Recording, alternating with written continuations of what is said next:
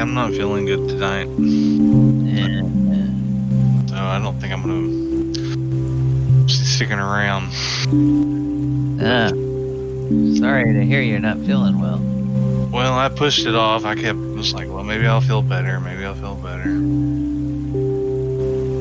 But now we got 3 people instead of just waiting on 2. So at least you guys won't have to quit or anything. Okay. All right. We'll try to figure out. We'll try to figure out what happens to Falliger. Alright. Okay, and how he's there 1 minute, he's not, and then he's back again. So, all right, well, okay, so I'll have to adjust some of the. I'll probably have to adjust some of the encounters for tonight as we're fighting through this temple here. Well, I'm sorry you're feeling bad. I think it's like a cold or something, or I don't know, I just have I got like fucking hot sweats or some shit. Like, I don't know what the hell's going on. Well, maybe don't mess around with anything if you've got to. Try to see a doctor, or talk to a nurse or something. Yeah, well, hopefully it's just like, I don't know, hope it's not COVID. Yeah, I mean, hopefully it's not, but a lot of the people that, at least what I'm hearing, a lot of the people that wind up in the hospital are people who they just put it off and put it off and put it off until they actually get so sick that they've got to go to the emergency room. And if you go and get, if there are places nearby where you can go and get one of those rapid tests, and they find out, okay, it's not, or if they find out it is, then maybe they can tell you something you can take or do to try to reduce the symptoms so that it'll be easier to ride it out. That would be the only thing that I would. I'm hoping it's just something I ate, because I've had like a real upset stomach, and yeah, it's not really something I don't think you would have a COVID. Yeah, I'm not sure. Okay. I'm already here. Okay. I'll try. Okay, I'm gonna grab something to drink. I'll be right back. And hopefully the other guy should be in a few minutes. All right. Talk to you in a couple.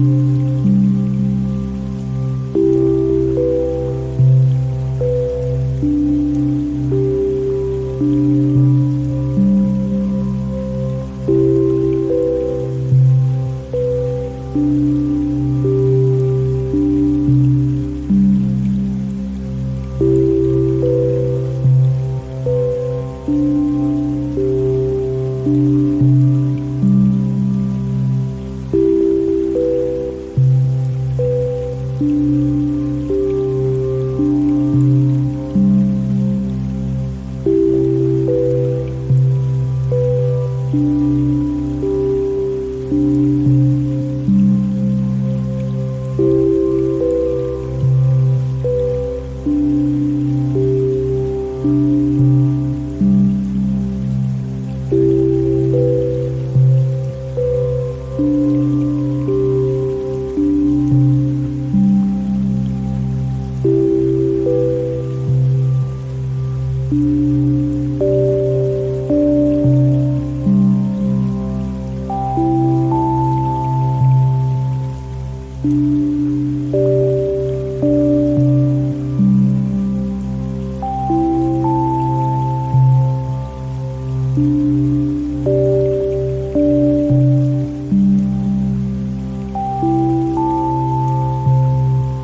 guys.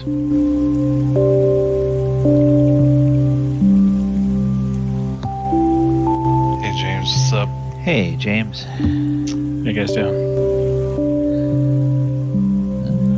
I'm okay. Unfortunately, I think Ken is a little under the weather tonight. Oh. Hey, question for you. This corridor, is this wall going straight up, or is it going down where we're at in this cavern area? It's hard. I can't really tell. Like, is this a bridge that this Eternal Flame Yes. Guardian is about to go over? And if we step off, we fall down the cavern and then eventually slide right into this lava, or is that kind of coming up a wall? Yes and yes. It is a bridge, and the lava is this little piece of lava here that is 40 feet below you. Okay. And the ceiling is 50 feet above you.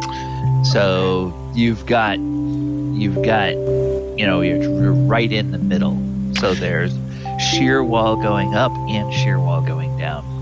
So, like right here, is this a wall coming right to the passageway, or is this a drop off right here, or is only this part, like maybe from here to here, the bridge part? No, the wall touches the pathway about here, and then when you see shadow, okay. when you see the shadow area, Mm-hmm. that is where you can see that the wall is separating away from the passageway. Okay. So it's only right back here that the wall is right next to the passage, and then on this side, it's just a sheer drop off. Oh, really? Oh, yeah. Okay. Yeah, on this side it's a sheer drop off. On this side, but the overall ceiling is about 50 feet high. And here, back in this area, right where you guys are now, you probably have about a 20 or 30 foot ceiling, and you can just imagine it's kind of vaulting up towards this natural cavern. Gotcha. That the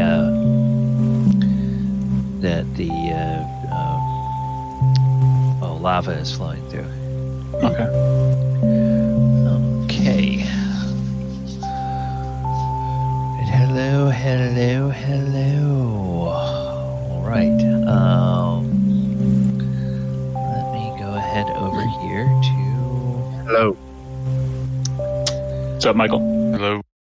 Hey. It's weird. It's coming through my speakers, and I can hear you in my headset, but it's coming through my speakers on my computer. Oh, okay. Yeah. Sometimes my computer has a thing like where if you where it'll pop up a message box, and until you tell it that you're listening on headphones, it will play it through both the headphones and the speakers. So I don't know whether yours has something similar to that as well or not. Welcome, everybody. It is a Thursday night. It is 8 p.m. I am DM Galabond, and we have most of our players here. We are waiting on Paul. I haven't heard anything from him. I presume that he will be along this evening.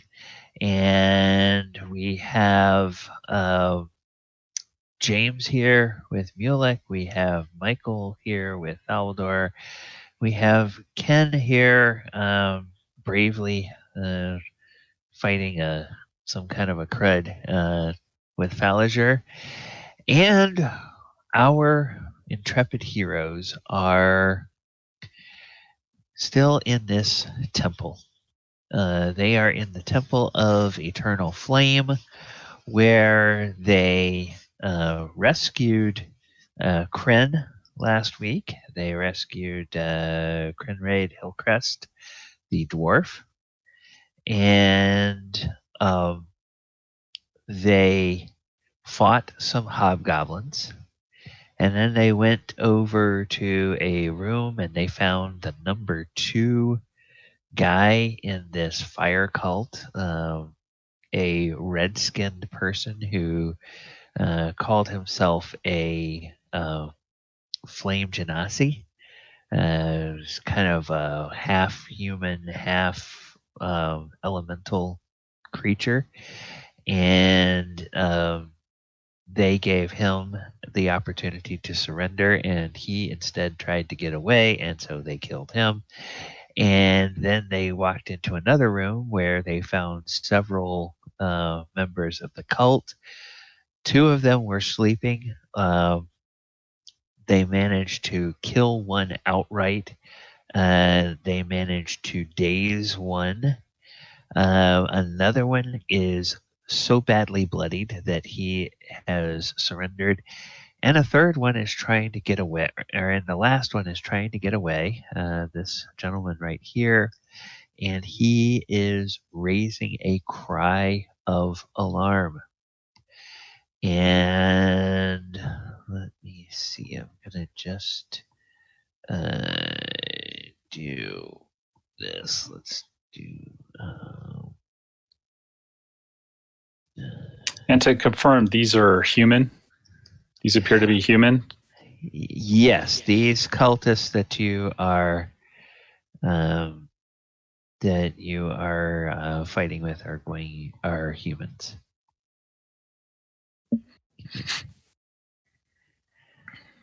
And so we were just talking about Michael. I don't know how much you heard of James's question, so I'll go over that with you while we wait to see if Paul is going to join us. He was asking about the layout of this room in here with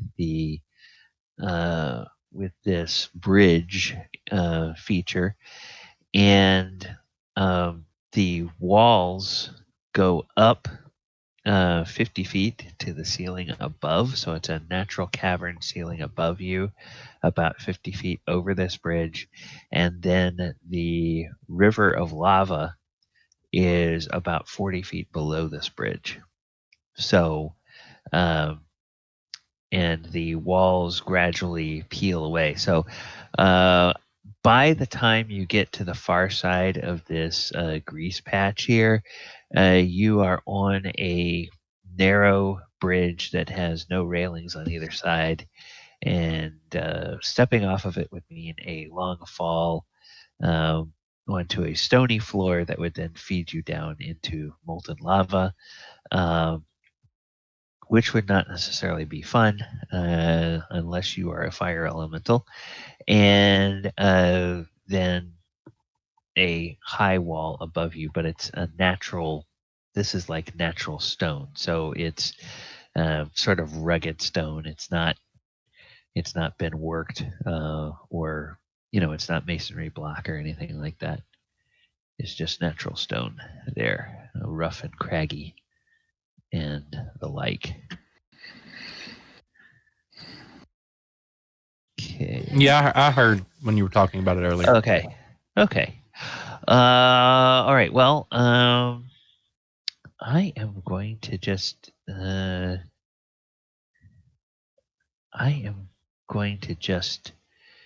go ahead. Well, I should stop and I should ask, because Ken has mentioned that he's not feeling terribly well. Ken, do you feel like you're going to be able to go or not? I'll stick around. I guess. Okay. All right.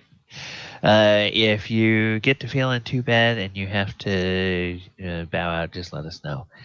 All right. So with having 3 of you guys here, we'll go ahead and we'll get started, and we will see if Paul joins us, and if he does not, then we will figure out what happens along the way.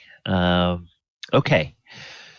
So we're at the top of a round, and our friend here, the Eternal Flame Guardian, is in this patch of grease. And I need to go back up here and double check the... It's difficult terrain if he moves through it. If he ends his turn in it, he would have to roll a dex save, and if he fails, he would go prone. But he doesn't have to roll it at the beginning of his turn. Okay, he doesn't have to roll it at the beginning of his turn. Okay, well, he is going to go 5, 10, 15, 20, 25, 30. And as he runs, he is going to say, or he's going to continue shouting, "We're under attack! We're under attack! The intruders! Intruders! Sound the alarm!"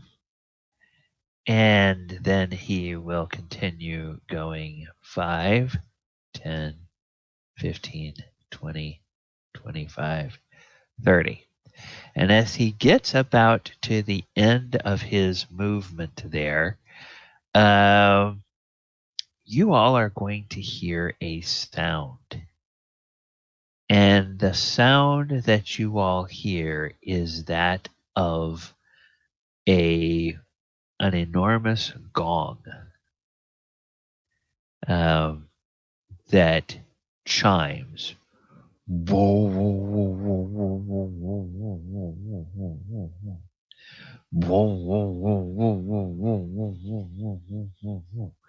And you hear all kinds of distant shouts of voices being raised in alarm.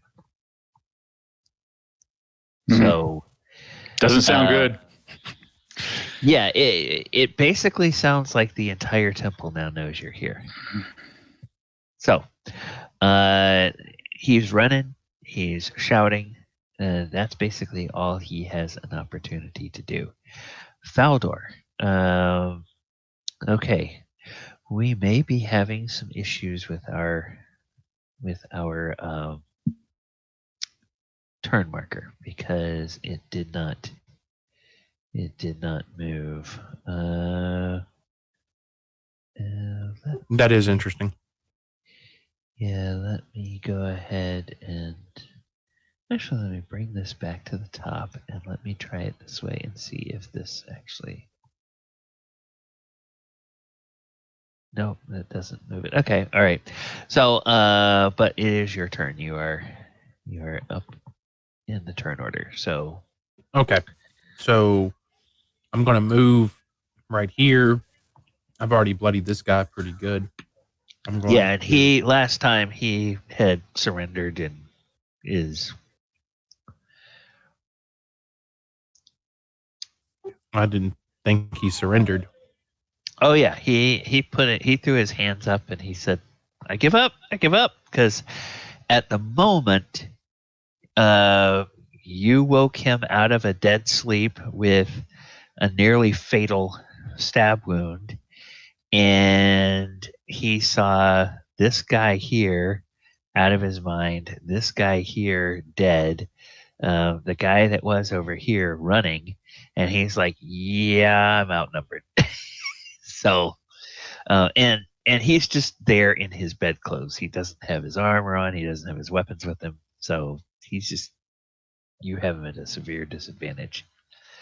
Now, of course, the rest of the temple is alerted, but he's in no position to do anything. I think as a bonus action, I can, what is it, double, I can dash? Hold on, give me a second. As a rogue, Yes. yes. Yeah, Yes, I you can dash. It's a bonus dash. action. Yeah, so that doesn't take my whole turn. I can actually dash. Correct. To be 60 feet. So that's 5, 10, 15, 20, 25, 30, 35, 40, 45, 50, 55, 60.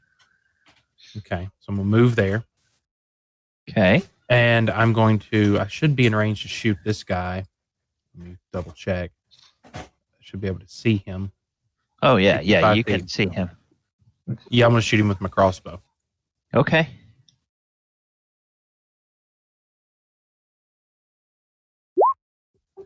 Not with that. Ooh, no. No, unfortunately, that is not going to hit.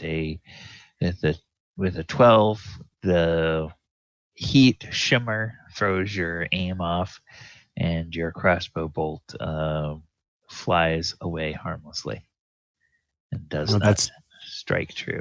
That's my turn. Okay. Mulek, you are up. Okay, Mulek's gonna try to get a better view. 5, 10, 15, 20, 25, 30. I probably still can't see him. No, you can. Oh, I can? You have line of sight. Yeah. This is just open down below. So I'll go there, and I am going to. Not sure if this is going to work, but I'm going to. Let's see here. Make sure.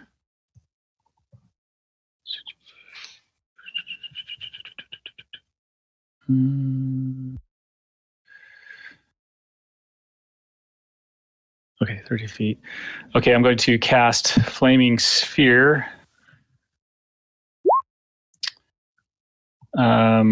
It's just going to show up about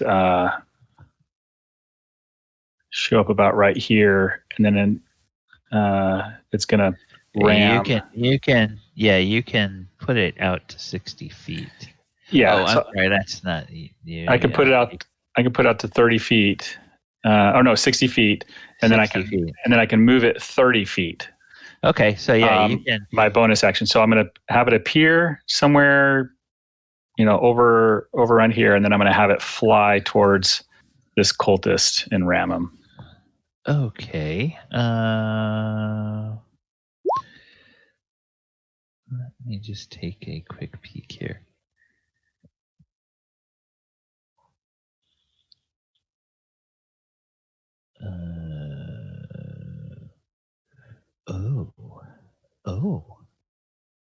Oh no, that's you know what? I take that back. Just forget I did that. I forgot it was a concentration spell. Oh, okay. I don't want to drop. So instead of that, I'm just going to. I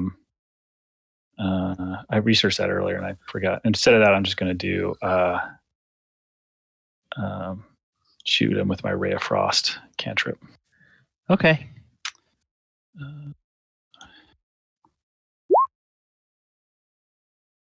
Dang. Oh. 22. Okay. Yeah, that is definitely going to hit him for 14 points of damage. And shoot. Hold on. No, I can't do that either. Sorry, he's too far away. Oh, okay. So I go back, just going to be Firebolt instead. That's 100. Firebolt. Yeah. Sorry. Well, that one was even better.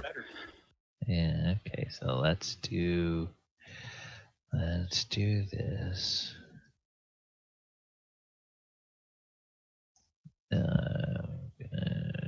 I was hoping to slow him up, but it didn't. Okay. 26 for 16. Okay. Yeah, you hit him squarely with that, but you can tell even from that distance it doesn't do as much damage as you would expect. 'Cause after all, he is a member of a cult that worships fire. Yeah, I was afraid of that. Elemental fire. So, yeah, it does half damage to him. Okay, and Johnny's just going to sit here and just kind of keep an eye on this cultist. Okay. Now once it's cast, you have no control over this grease. It just takes a minute to Yep. go away, right? Okay. Yep. All right. That's what I thought. And last but not least, Falager. You are up. This guy is getting away. There's a big patch of grease in your way, unless you have a way of getting over it. And everybody, the whole temple appears to be alerted to your presence. I'll run up to where I get them right there, and I'll kind of raise up my warhammer and point at the guy, and I'll cast Toll the Dead. Toll the Dead. Oh, okay. And Let's see. is there a way to toggle if it rolls a 2d12 or not? You're still using D&D Beyond, right? Well, yeah. Actually, I. Do I just target it? Okay, just target it and yeah. Let me take a look in your. I'm going to take a look at your character sheet and see if. I just click it. Well, let me take a look here first and see what's going on, because where are you? You're right here.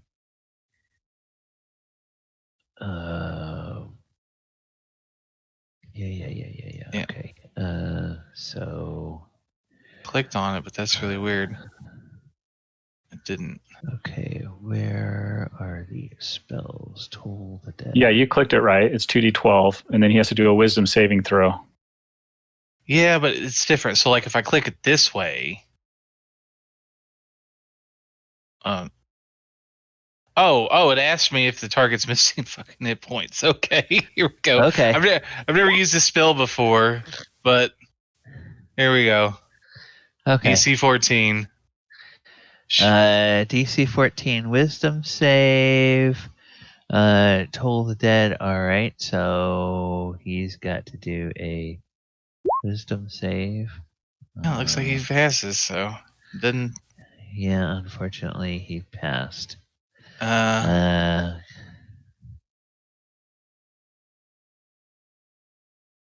Doesn't take any damage. I think it's all or nothing. Yeah, they usually are. So, yep, we're off to a great start tonight. Okay. All right.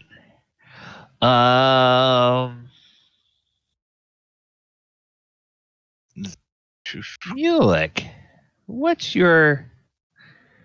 Do you have any kind of? You don't have any sort of connection with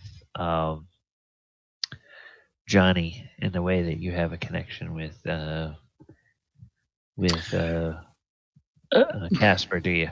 No. Mm-mm. Okay, so you don't have any sense of where they are. Okay. Well, this door right here opens. And whoops. No. Reveal. Don't hide. Reveal. Okay. This door here opens. And there are two priests that come around tonight, one young, one old, to offer prayers for the dying and serve the final rites. No. Okay.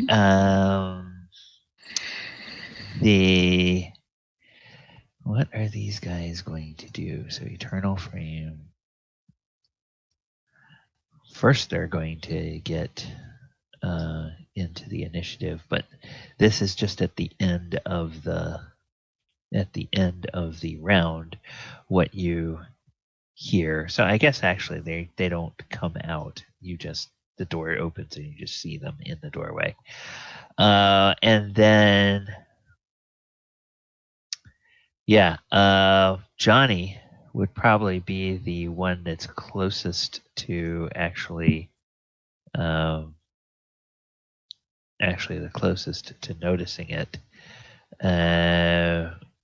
But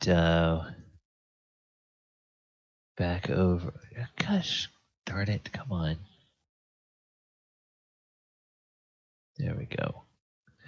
Back over here, another door opens. And there are more hobgoblins that are about to come out. So, let me give these guys turns. And these are Priest 1 and Priest 2. And let me figure out what their initiative is going to be. Eternal Flame Priest. Right here. Character sheet. Okay, so making sure always never whisper and then add the dex. Okay. So one guy will go at 3. One guy go at 17. Okay. And then just for giggles and grins, I'm only gonna give 2 of these guys initiative. So I will do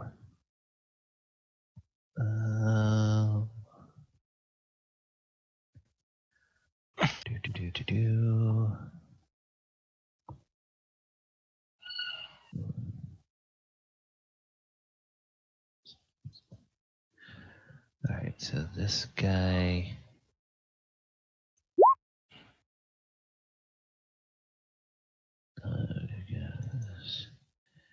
he goes on 8, and then this guy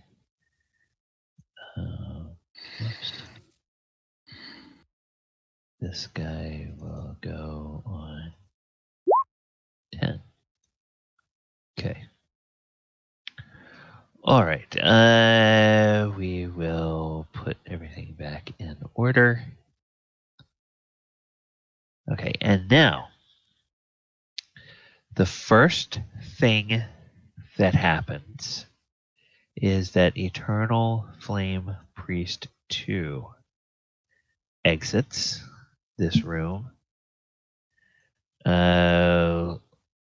looks at you all, and says, "Surrender or die."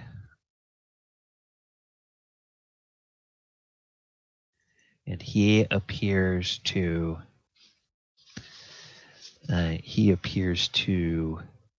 realize that now that the entire temple is alerted to your presence, they probably have the upper hand, and his threat is not going to be an idle one.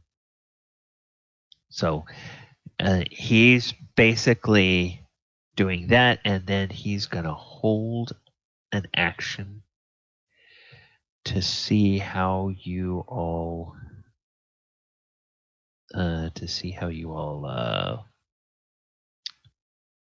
respond. So yes, he will hold an action. And then it is Eternal Flame Guardian 8 who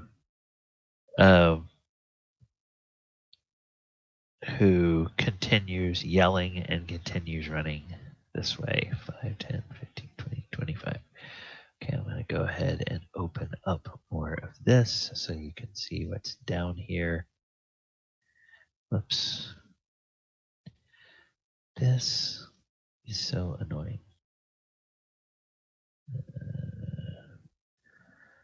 Okay, that you can see that this opens up eventually.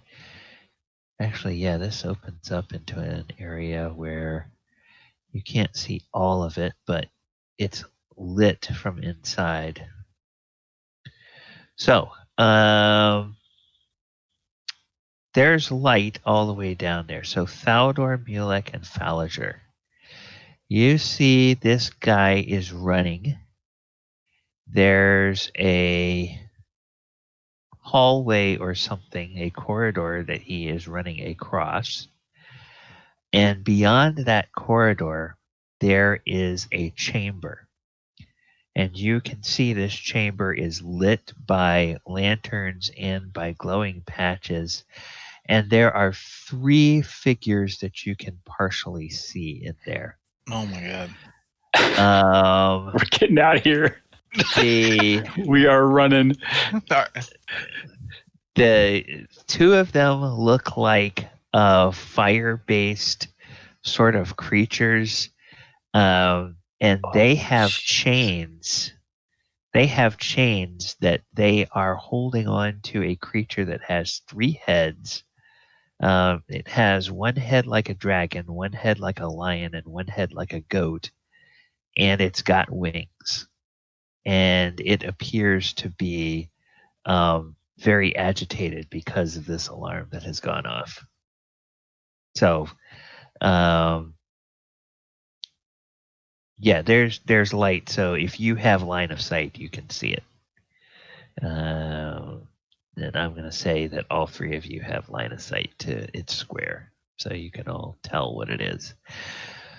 But that's basically what you notice now. And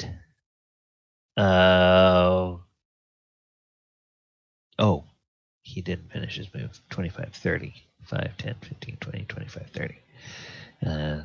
That's all he can do is just run. Faldor. Yeah, whole temple is now awake, and those hobgoblins that you met in the first room weren't kidding when they said that there's a lot of enemies in here. Gally, question: when we were ruffling through the drawers, did I believe I would have took their contracts out of the drawer, correct? You mentioned that you grabbed those contracts, yes. Good, I have an idea. Okay. Thaldur has deep pockets anyways, so I have an idea. Okay. This I'm going to have to move, though, and I'm going to have to be able to talk if they could hear me. Hold on.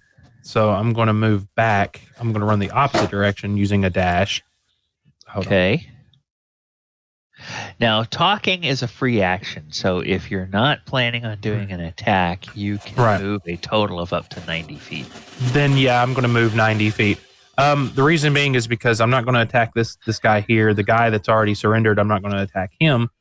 But I'm going to try to get to these hobgoblins. I guess I heard them in the room, I guess. You're hearing the boisterous, guttural growl of hobgoblins, yes. Okay, hold on.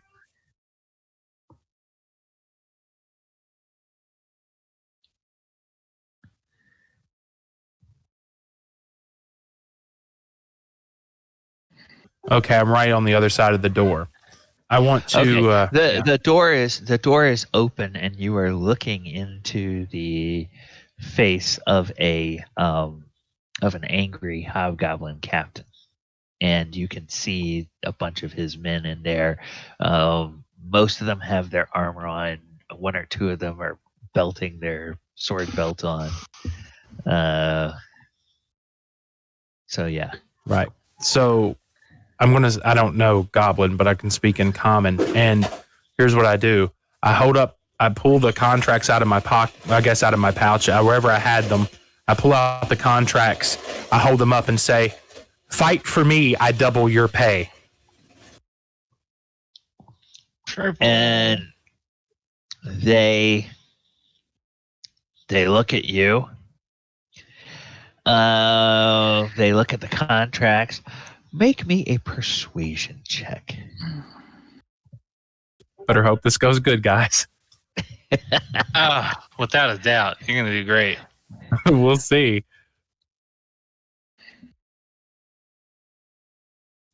I'm gonna. No.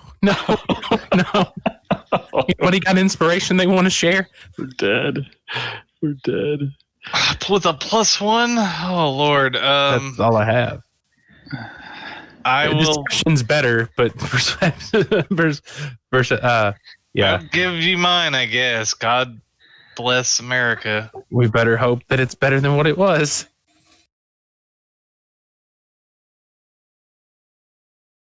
Oh no! I watched the dice roll from a 17 to a 7. Oh, With me tonight.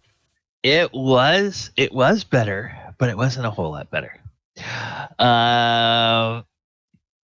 And he says, I have a better idea. Surrender, and I'll take all your gold, and I'll wait for the order to kill you. How about the fact I killed your master?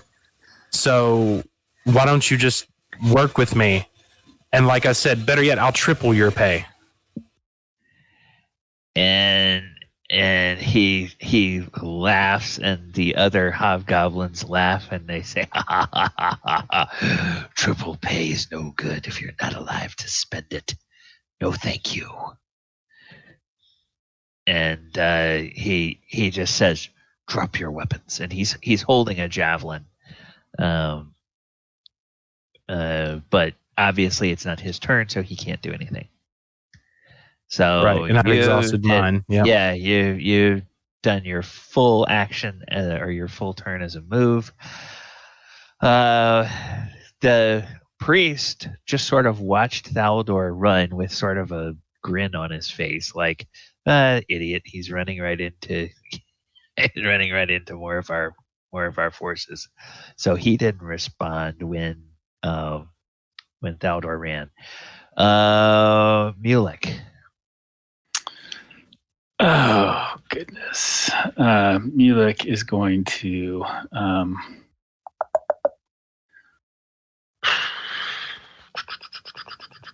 Mulek is going to... all right. He's going to bonus action Misty Step up to here. So he's going to whisper a few words, disappear, appear here. And then he is going to use a cantrip to cast Ray of Frost at this guy right here. Okay. This guy. As soon as you start casting, that triggers his held action. Okay. And he is going to, in return, he is going to cast a firebolt at you. Oh. So spell save DC is 13. And okay, so he's So you have to do a hit, an attack. You need to do a save. A save? You need to do a save, and you did hit him. So he will take... Is Firebolt not a ranged spell attack? Nope. Firebolt is a spell save DC 13. It's over in the... Oh, wait a minute. No, it's a range spell attack. Range spell attack. Okay. All right. That's weird. Well, when I clicked on it, I know why. Because I clicked on the thing to show the... All right. Well, that's a miss. All right. That is a miss. So, 6 and a 15 will hit him. So that's 15 points of damage. All right. And then he gets the little snail on him No. Oh, yes, he does. Yep. Ray of Frost. because you Ray of Frosted him.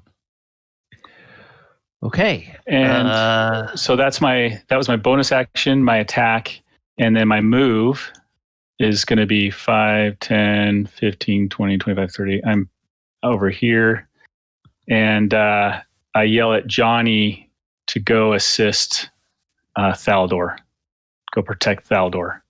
So Johnny's going to move. He's got a 30 feet. So he's going to go 5, 10, 15, 20, 25, 30. Okay.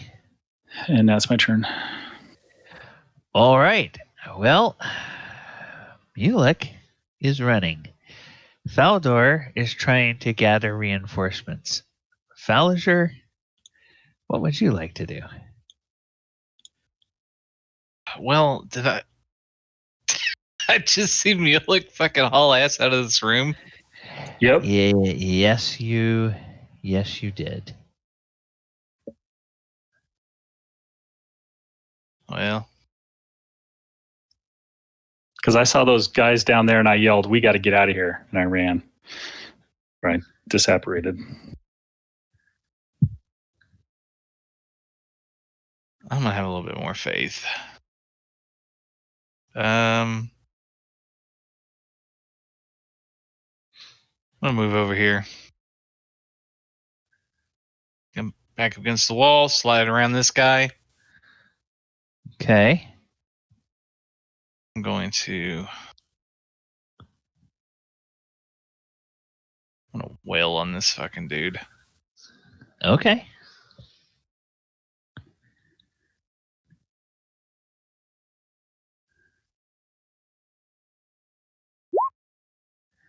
Ooh, Nice. that will hit.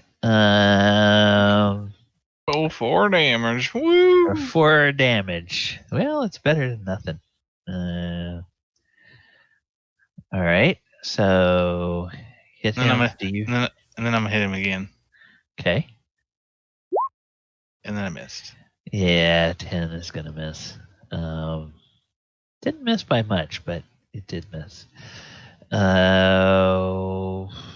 Anything else? Well, I can't see anybody. So Okay. no. All right. Well, this hobgoblin here shouts something in hobgoblin, and the captain right in front of you just in a move that's a little more agile than you would give something that large credit for, he just sort of kind of falls to a crouch, and you are looking down the barrel of a longbow from this guy right behind him, and he's got that arrow pulled back, and he says, "Surrender or die." And you're gonna get a reaction.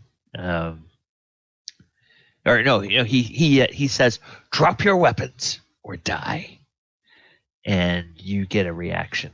You gonna drop your weapon, or are you going to stand your ground? Let me hold on. Give me a second. Let me check my character sheet. I think. Let me check my reactions. Hold on. I can. Let's see. I can just take half damage. I'm going to stand my ground because I can see out of the corner of my eye. I can see Johnny coming towards me, so I know I could probably get away once. I'm not meta, but I know I could probably run away from these people. Okay. So I'm just going to take the chance of him hitting me with a longbow. I look at him and say, "Look, I'm because it's free action. Look, man, I offered you. I know you think killing me is worth it. It's not. I hold your contracts. How about this? Take it this one step further. Besides paying you, how about I release you from your contracts, rip them up, burn them right here, and then you can just take these Eternal Flame guys and shove it straight up there. You know what? I mean, I don't care, but even if I did rip up these contracts and you're not legally bound to them anymore, I'd still pay you. Goes into a super long monologue. Yeah, during a monologue, an arrow shoots past you and misses you, and the captain says from down below, "You don't get it, do you? If we're dead, we can't spend the gold, no matter how much you offer." And it's like he's almost like he's feeling exasperated that he's got to explain that. But yes, all right, so that guy just shoots, and he he pulls out another arrow, and he's just gonna hang right where he is. The hobgoblin captain will stand back up, and as he does, he's pulling out his greatsword, and he says, "I'm getting tired of telling you. Surrender, or you will die in this temple by my hand or by the hands of the Eternal Flame cultists, and we will take all of your gold. At least be smart and keep your life." No life is worth living if it ain't for fun. I'm telling you. So come And at me, he guys. says, Long monologue. "I'm sorry." And he yells out, "I gave him chances." And whoops. First attack is a 10. That's going to miss. Second attack is a 5. That's going to miss. He really did give me a chance. Yeah. Yeah, he's trying to attack you through the door, and with a great sword, that's not wonderful. He can't get out to attack you. So that's his turn. Let's see. Don't see Paul, so we will go. Oh, we need Kren. Yeah, we do. So, Eternal Flame Guardian. Where? That's the one that surrendered. He's in the bed. Oh yeah. Okay. He looks over at the priest and he says, "Can I get some help here?" And then this priest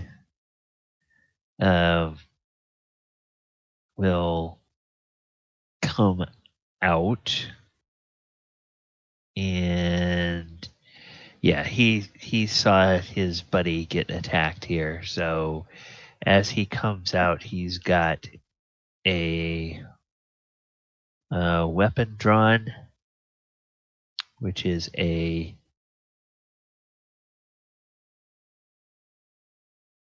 no, forget that. Before he moves, he casts a spell. And I believe that spell is an action for him. So let me make sure that is, if that is an action, or yeah, that's an action. So he cannot make an attack, but he comes out and he is wreathed in a nimbus of force that is protecting him almost like armor. And he is wielding a dagger. And he says, "I would surrender if I were you," as he holds the dagger menacingly at Faliger. And if Kren were here, he might say, "Ooh, I saw what a dagger could do last time. All right, and he is going to. Well, he used an action, so he can't hold an action. That's all he's going to do. He's just going to get there, tell you to surrender, and he's going to wait on what you are, what your response to that might be. Okay. At the end of the round, there has been more movement in the temple each of these rounds, so things are going. Let's do here. And then let's take a look here. All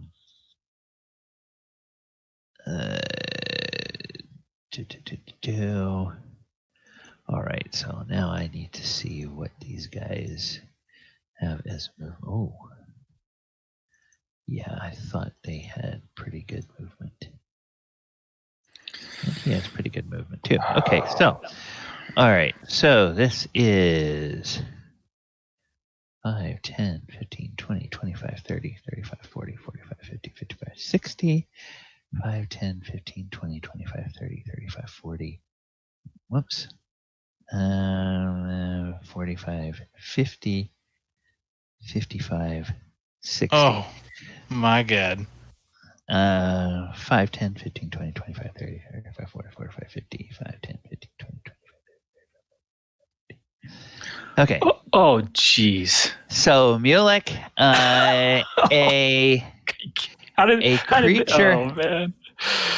a creature out of some kind of nightmare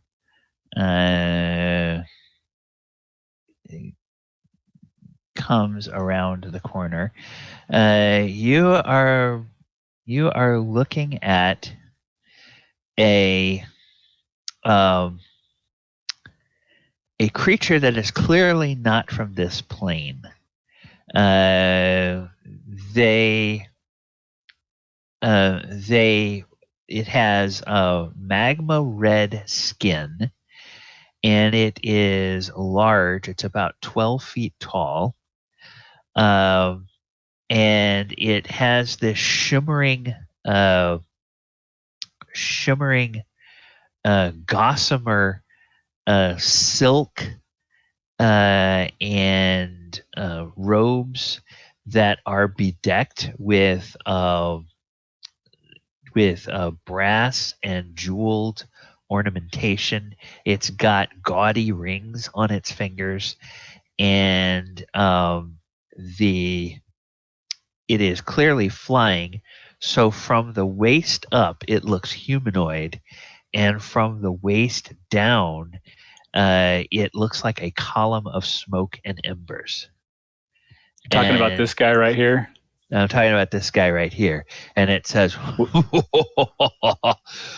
"Intruder, stand down or die." Which guy are you talking about? I'm talking about this guy right here. Okay, yeah, this guy. Yeah. And he points a finger at you, and he is brandishing an enormous scimitar. Looks like a scimitar that is sized almost for a giant. Could I tell how far he ran? To get here, could I have heard how far? No, and actually, he doesn't have feet touching the ground. He's that column of smoke and ash. It's like he's just flying on that column of smoke and ash.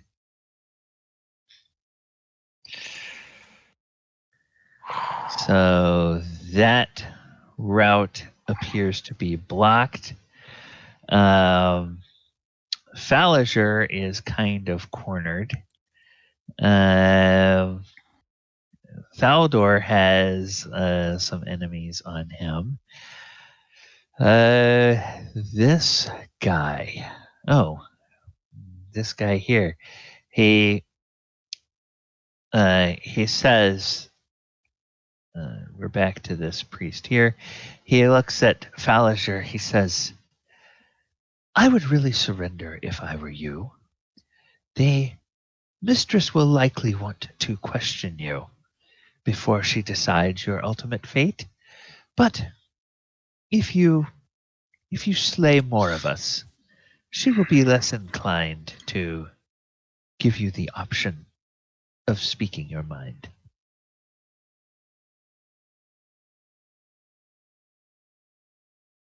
And then when he says that, he's going to cast a spell. And the spell he casts will also the spell that he casts will also put a little nimbus of armor around him.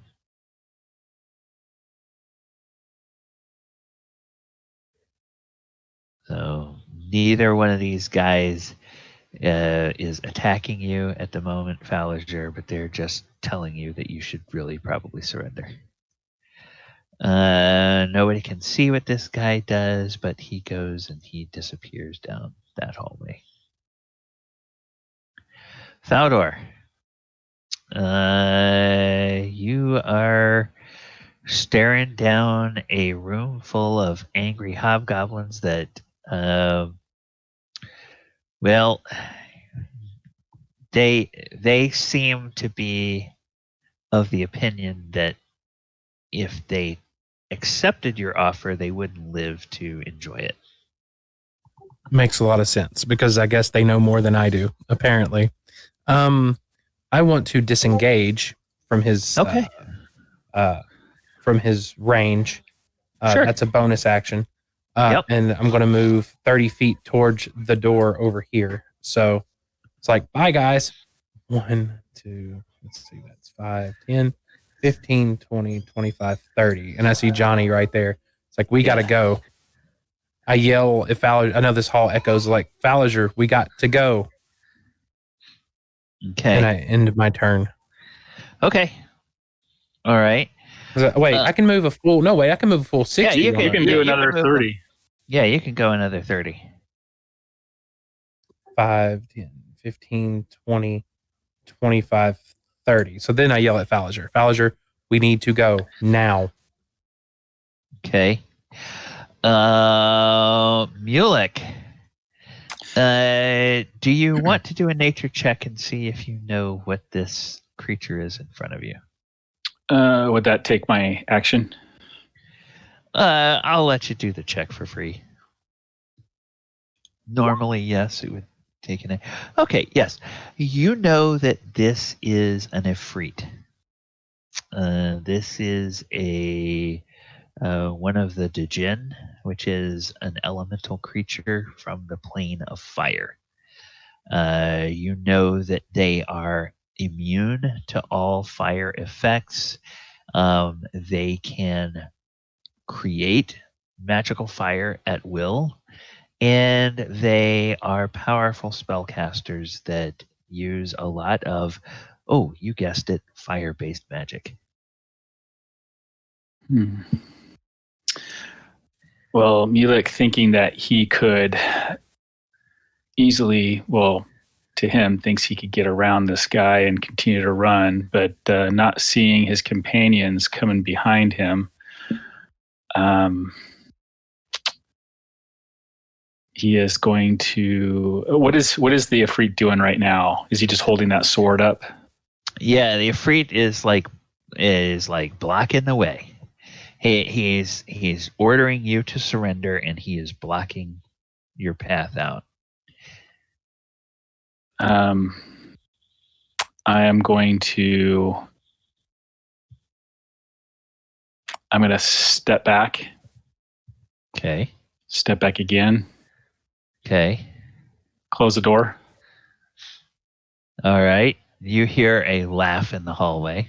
10, 15, 20, 25. And I see Thal'dor there, and I'm like, I look at Thal'dor and I yell at him, we're in trouble.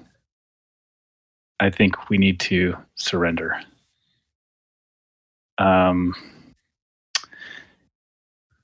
And Johnny will have followed Thaldor. Okay, yeah, because he's supposed to guard. He's helping him.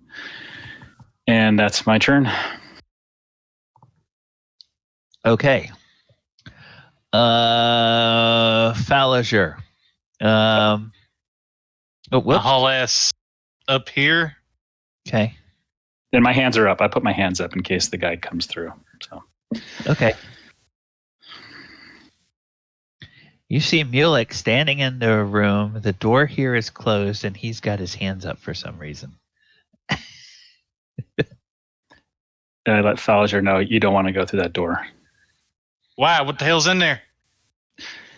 An evil fire creature. It's an Efreet. Listen, I got an idea. There's a Hail Mary if you... Well, hell, it's a Hell Helm if you really think about it. But, Hail him. Just get me sight on whatever the hell's on the other side of that door. Is it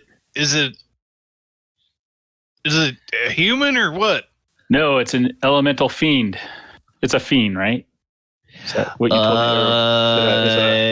It's an elemental creature. It's an elemental creature. The thing doesn't have feet.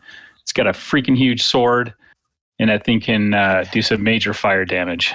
Well, He called it an Efreet, and as a bard, you would have a general idea what an Efreet is. It's a Djinn from the elemental plane of fire. You know that there are Djinn on all four of the elemental planes.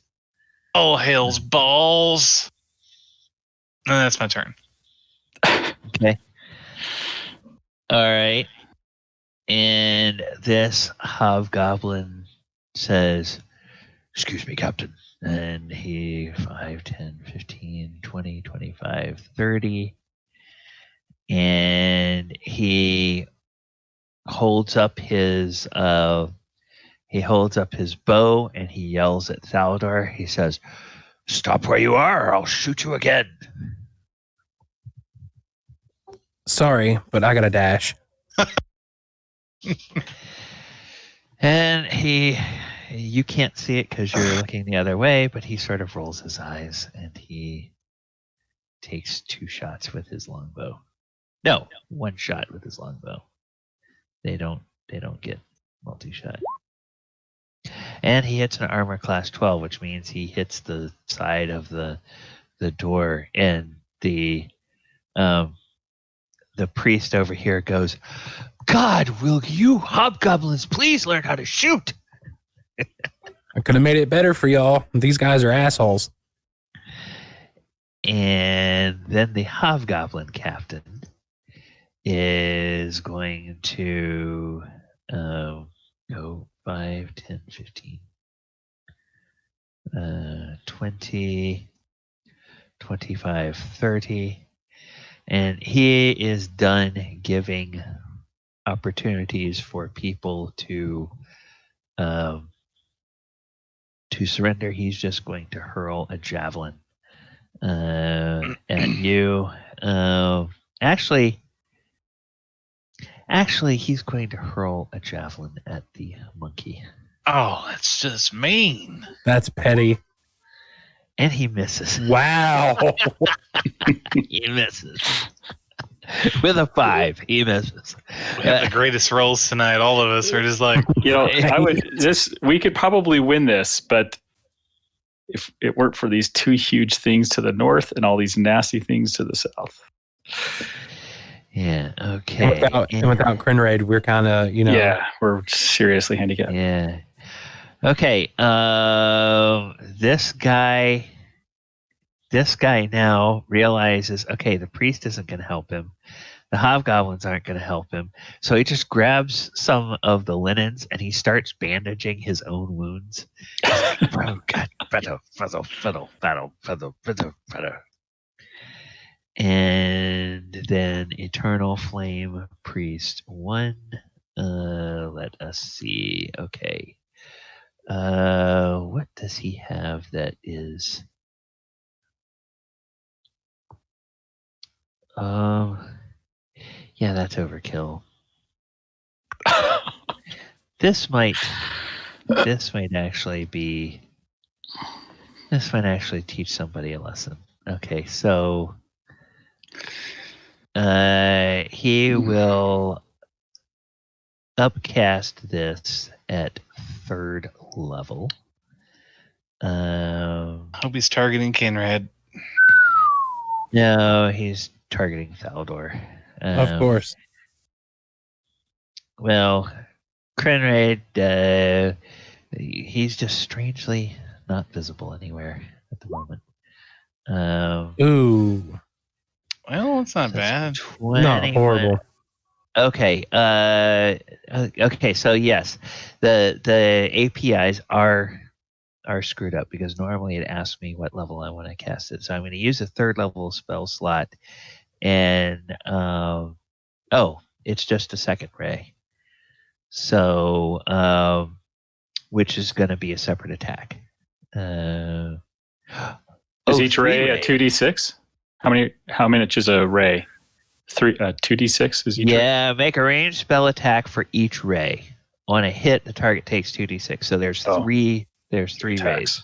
Actually, since he's doing it at 3rd level, there's going to be 4 rays. So the first attack is a hit for 7 fire. The second attack is also a hit for 5 fire. I haven't used my reaction, have I? You can do it in Kenny Dodge for one of those. Kenny Dodge for one of those. I'm going to take it for the 12. No, the 12 misses. Yeah. So actually, technically, the way you're supposed to do it is you're supposed to declare at the time before you know what all the attacks are. So I'll give you the 7. So you can do uncanny dodge for the 7.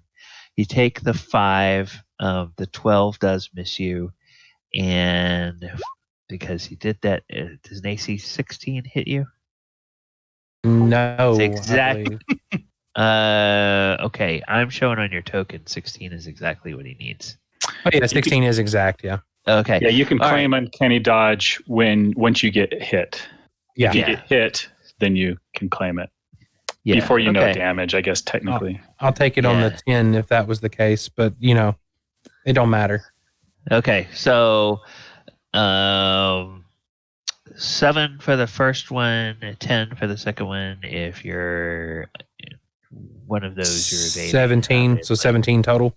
17 total. One of those you're using the uncanny dodge on. So at this level, does that let you take half, or does it half damage?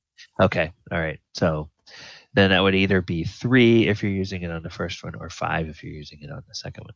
So 5 on the second, so that's 10, 17. Yep. Total of 10 for you, not a total of 17. Copy. All right. All right. So, right, that's.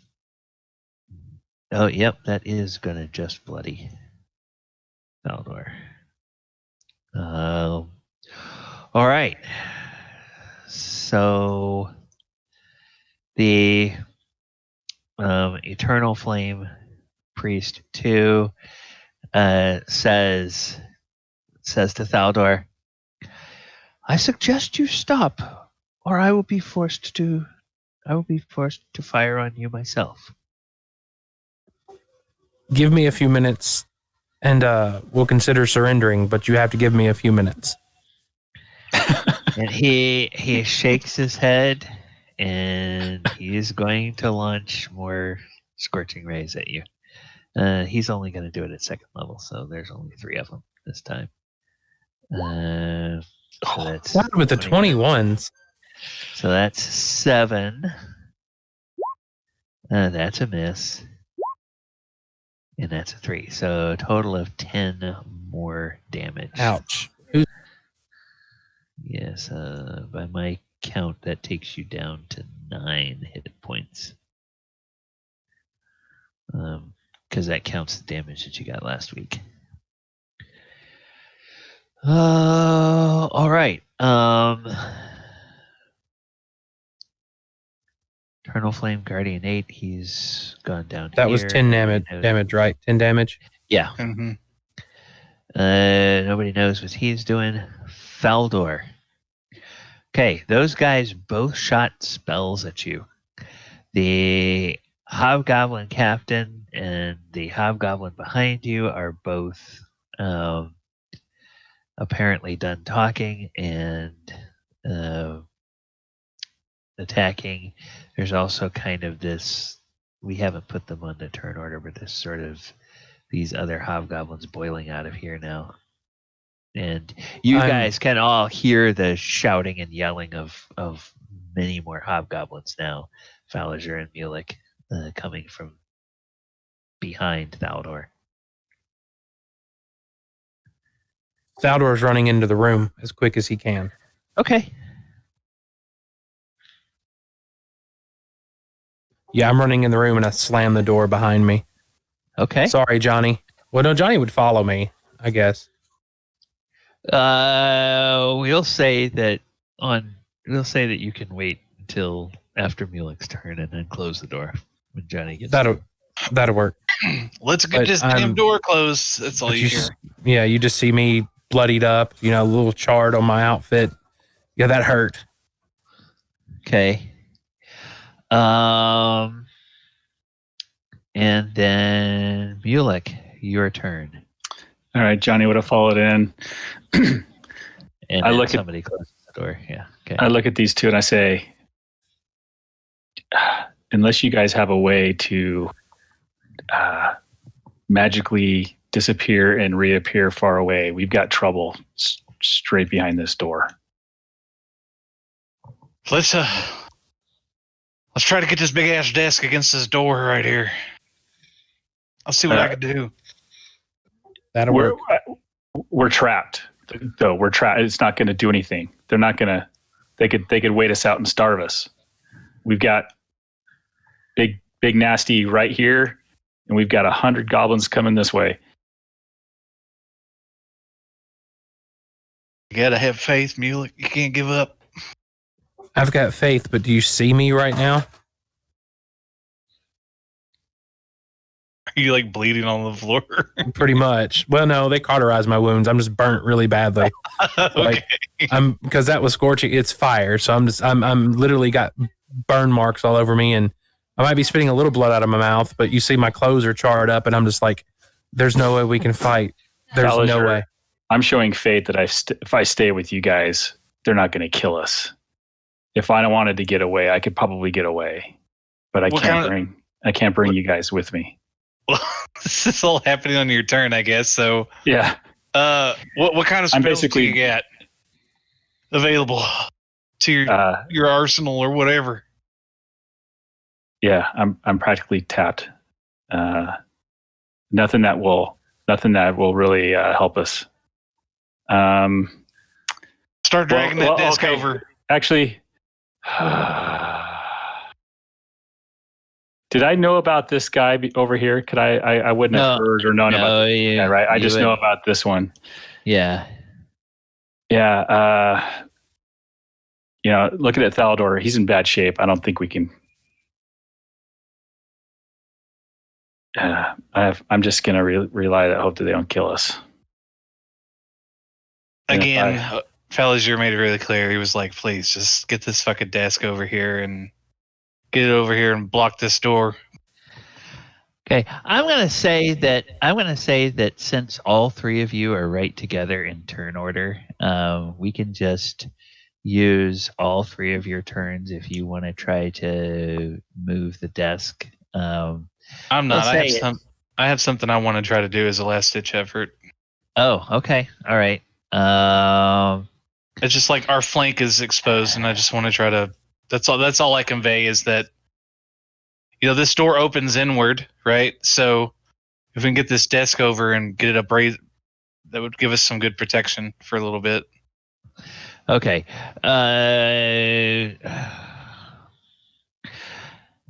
All right.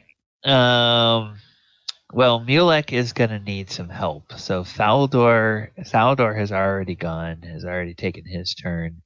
That desk is going to be too heavy for Mulek to move by himself. What about a strong baboon? No, I'm not. Mulek's not going to move it. He's just going to stand there. Okay. So then, Falliger. Okay. The idea appears to fall on deaf ears. Apparently. Yeah. Aldor's just in there licking his wounds. Yeah, Mulek turns over. I could flee if I want, but I'm staying. I make that clear to Falliger. Is that your turn? Yeah. Okay, so then Falliger, you are up. All right. I know what the hell a Afridi is, so I'll open this door and peek out. What do I see? You see an Ifrit down at the end of the hall, and he says, "Puny intruder, you should lay down your weapons and surrender, or you will certainly die." I just look at him and I say, "Pardon me, do you have any grape palm?" No, no,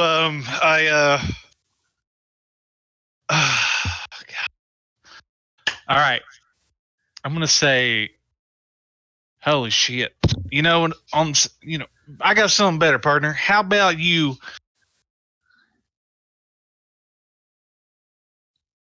Help me clear this temple of all our enemies, and I cast suggestion on him. Okay. Cast suggestion on him. All right. Then that is. Go ahead and click the suggestion in the thing so I can see what the spell save DC is and what kind of save he needs to make. I think it's a wisdom save, right? Oh, he's probably got like sick wisdom. What's your spell save DC? Say. That's weird. It is weird. I don't know why it doesn't do that. It's so frustrating. Okay. Yeah. So spell save is.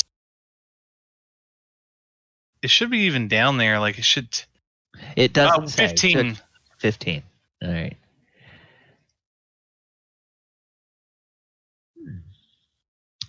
That's a 10.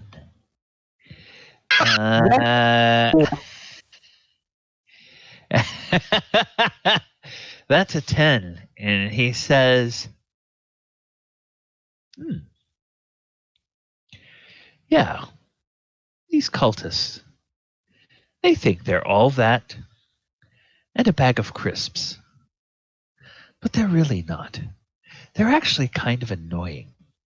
You know, you're the first human I have met that has made sense.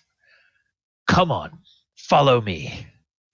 And he... Shut up behind me. Praise be to him. We're in business, boys. Get the hell out of here. Aldor's head perks up as he hears that, and I go, I guess Captain C saved the day. I look over at Mulek and just give him those eyes like, really? That was a Hail Mary. Okay, so what I think we are going to do is we are going to take we're going to take these two guys, this guy and this guy. Whoops.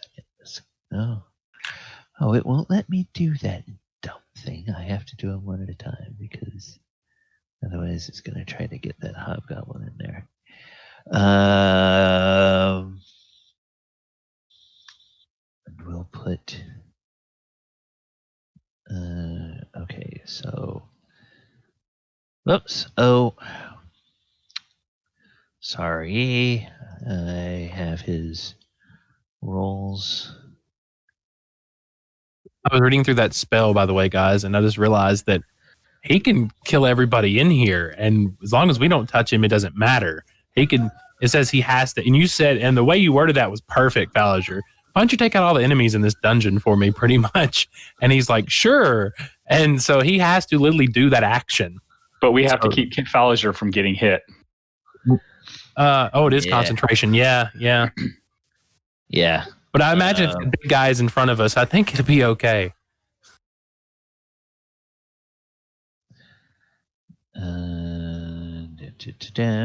That's going to be that. I look over at Mulek and say, do you have one of your special pills, Mulek? I need something. Yeah, I can. I should have done something that I didn't do instead of just standing there doing nothing. It's all right, buddy. It's okay. It's all right. You're gonna get the brave Sir Robin treatment after this. Okay. All right. So let us put them on the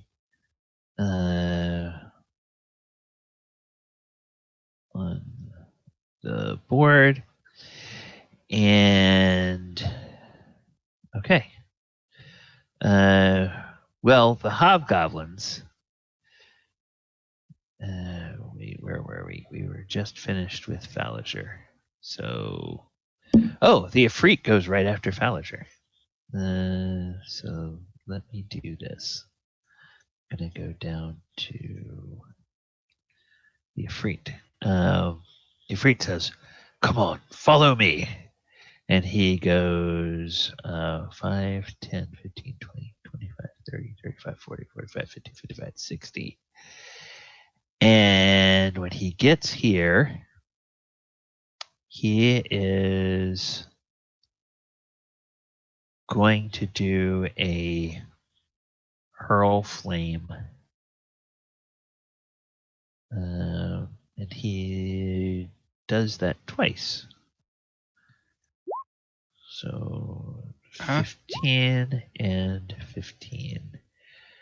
And what you guys can see. Oh, you know what? You know what I'm going to do? I'm going to do something I rarely ever do. And that is just because now that this is like that time where you're wandering through the Elder Scrolls game and you find a thing and it says you pick up a map. And when you pick up the map and you open it, suddenly you can see the entire level. So that is what happens, is that you guys can see the entire level now. Good Lord. Goodness. My God. So, yeah. So this guy, he's shooting at this guy here, and he misses twice. But he's shooting at this razor blast here. Did that fire elemental, did he just go right by it? It didn't do anything? Yeah, because that fire elemental is, you don't know. That fire elemental is... Well, you guys can't see the fire elemental, but you all, if you know what an Ifrit is, you know that the fire elementals are from the same elemental plane, so they are sort of natural allies.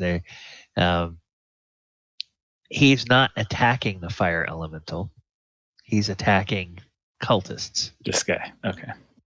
Yeah. So, that's the other thing. Falliger said, "Kill the enemies," and so that sort of leaves it up to his interpretation what the enemies are, or what your enemies are. It's like, no, well, everybody who's from my plane is on my team. These guys are a bunch of pretenders.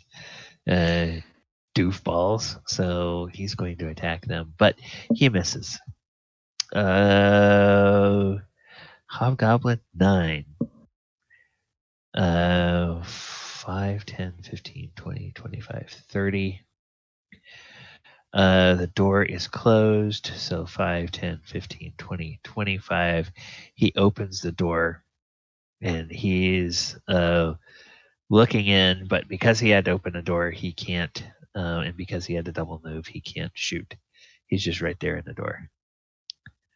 Hobgoblin Captain is going to run up behind him and is going to yell at you all to surrender. And this Guardian is going to continue bandaging his wounds. The Priest 1 is going to run up here. Priest 2 is going to run up here. Oops. Yeah, we'll put him here. All right. That guy. Oh. That guy keeps going. So, yeah, end of the round.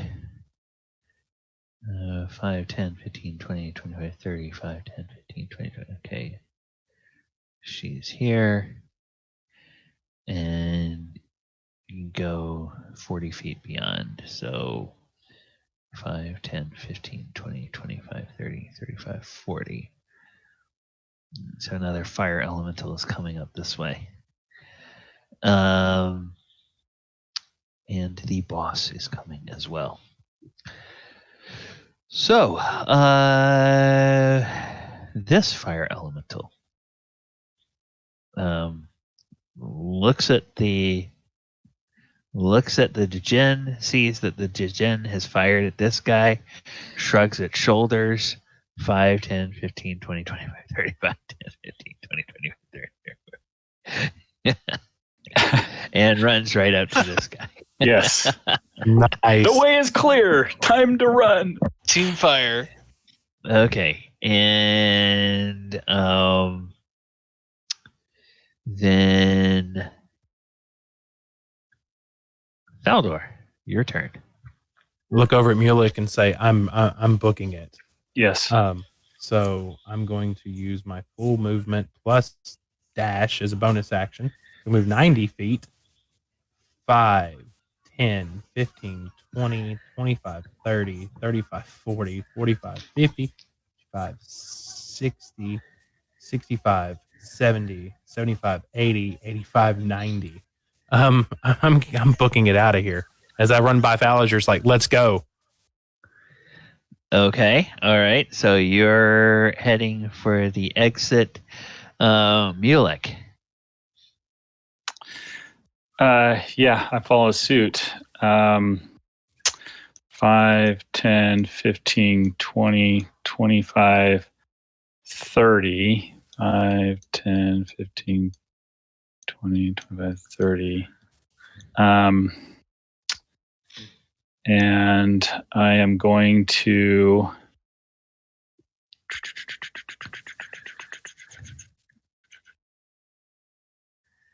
let's see, 20-foot cube, 5, 10, 15, 20, 5, 10, 15, 20.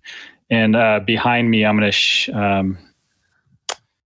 let's see. Oh, that's concentration. At this point, it doesn't matter. I'm going to cast web into this room. Oh, okay. Stick web and fill a 20-foot cube. 20 by 20. Okay. All right. Let me see if I have. So basically, 20 here and 20 here. So it's going to do this box right here. Okay. Oh, I do have some.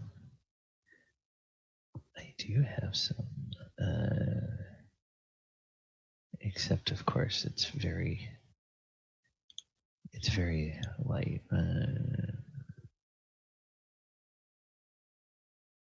Okay, so you want to put it. I'm sorry. Yeah, right here. It's going to cover this square. Okay. Yep. All right. And Pretty cool looking. Yeah, it's really kind of hard to see because it's so. I'm gonna put. Let's see if I can. If putting multiple ones down makes it easier. Now it's really awesome looking. Okay, yeah, there you go. All right, so the webs go in there, and you hear the hobgoblins go, "Oh!" And they get a little bit spooked by that. All right, so that's that. Falager, you are up. What would you like to do? I am tactically retreating. Okay. That's my turn. Okay. Well then, and Mulek, you intend to turn right when you get to the intersection as well? Turn left. Or turn left at the intersection and follow the other guys? Okay. Yep, hauling out. All right. So we will go ahead and we will end the combat there. And we will go into a little bit of a montage. But we're going to do the montage when we get done with our break, because we are 27 after the hour. So let's go ahead and we'll call it the bottom of the hour. Let's go ahead and come back at 40 after the hour and take actually what I should say, Ken, how are you feeling? Do you feel like you can continue, or I'm holding in. After that roll, he's got to be feeling good. Okay. All right. So we will go ahead and take a break, and we will come back, and then we will resume with a bit of a montage, a little bit of exposition to let you know sort of what happens and how you find yourselves where you find yourselves next. And we'll do all that right after the break. So I'm going to put on the music, going to put on the slate. Viewers, thank you guys for hanging out with us tonight. We will go ahead and come back. And if you have any questions, let us know during the break, and we will respond to you when we get back.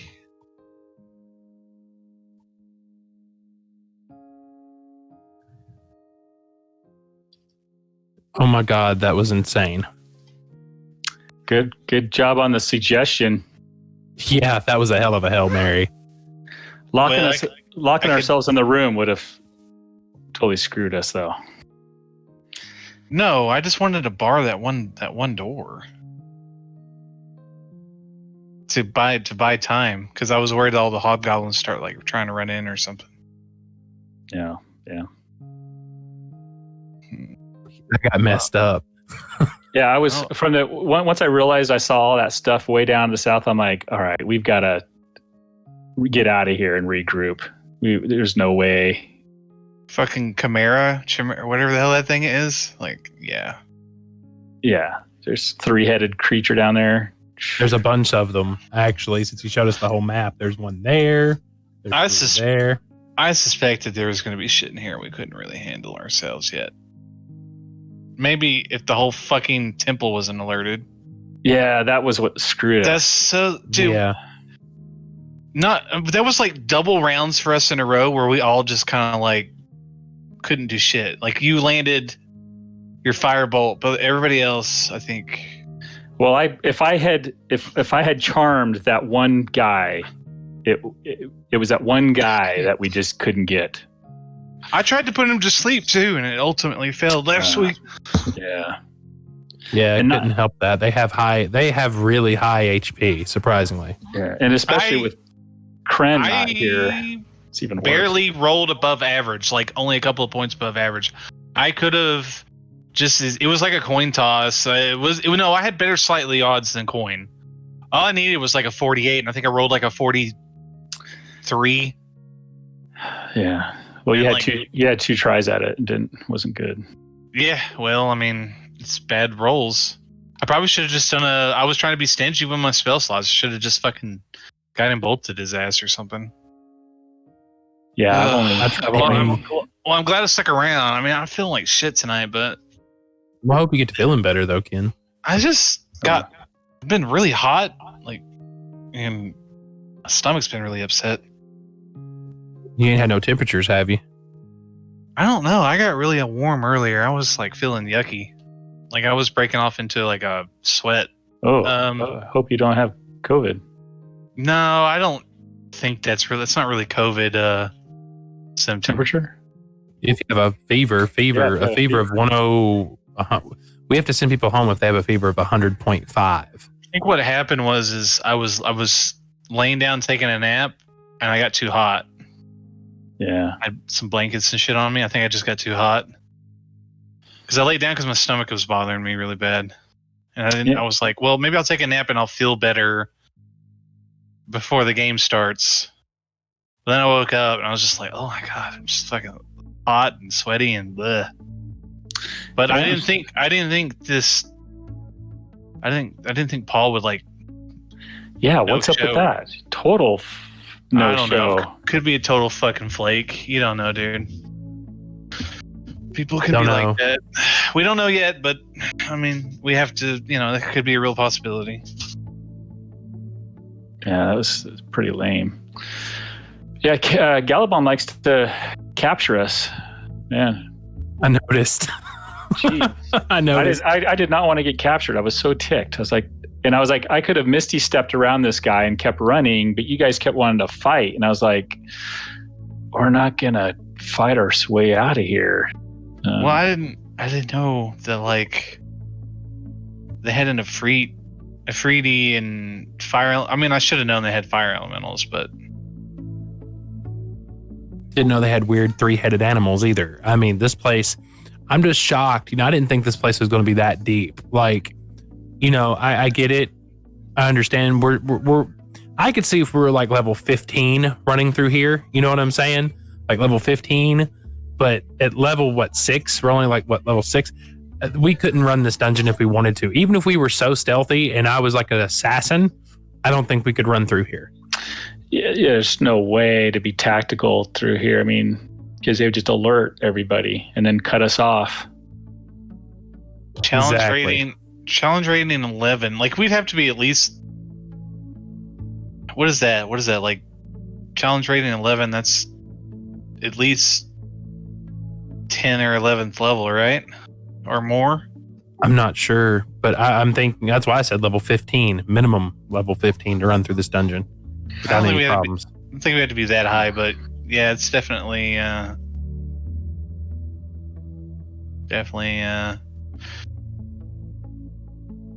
It's tough. At least we're getting out of here. yeah. Hopefully, we can just run for our lives, and we'll just report this to the authorities at the next town. Yeah, sorry guys. So what I was trying to do is like, let's flee. Let's get out of here. Fucking put the army on this one. We're out. Peace. Well, hey, your buddy, your flame guy might do some damage in here while we're gone. Maybe Gally will be like, oh, he took out 90% of the cultists before he died. I wouldn't be surprised if he comes back and says, and as you were running, you fell into a trap and you got captured anyways. And this is where you're at. No, like I said, he does like to capture us, Yeah. I think he was by the dragon cult, now the fire cult. What's up with that? I think he was hoping that he could give us a way the fuck out of here. I don't know. I think he really wanted to. He was going to capture us, and I think he had a plan. And I think you really threw a Hail Mary in there, and it screwed him up. He's like, oh, well, wait a minute. He didn't expect that to pass. That suggestion turned it all around because he was the one guy blocking our path. So, well, outside of player knowledge, the thing has like 200 hit points. So, and it hits hard. It has a +7 to spellcasting to hit. He's got 8 hours. He's gonna be doing that for 8 hours. He's got a +6 to fucking modifier to strength. So He's gonna be decapitating people with that big ass fucking 2-handed sword. Hopefully that causes damage, like you're saying, before they realize, hey, this Arafridi's gone fucking batshit crazy. Suggestion's a second level enchantment, and it did that much. I mean, that turned into major damage. Spell. It's a fucking amazing I was reading it. It says you specify the conditions that will trigger a special activity during the duration. For example, you might suggest that a knight give their horse to the first beggar they meet. If the condition isn't met before the spell expires, the activity isn't performed. So as long as we don't do damage to it, or if Valger didn't take damage, it can do whatever it wants. Well, let's see. If it takes damage, does it no do a save? No. No, it had its chance to make a save and it failed. Yeah, so he won't attack the ogres. He'll go and he won't attack these salamanders. He'll just go down and just attack all these humans, I guess. He'll kill hobgoblins. He'll kill the humans.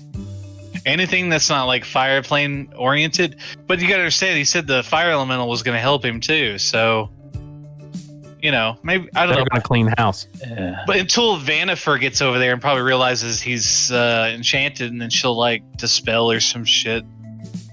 Yeah. But nonetheless, this guy's gonna give us one hell of a distraction and buy us some time to disappear out into the countryside somewhere. Yeah, that's for sure. Right.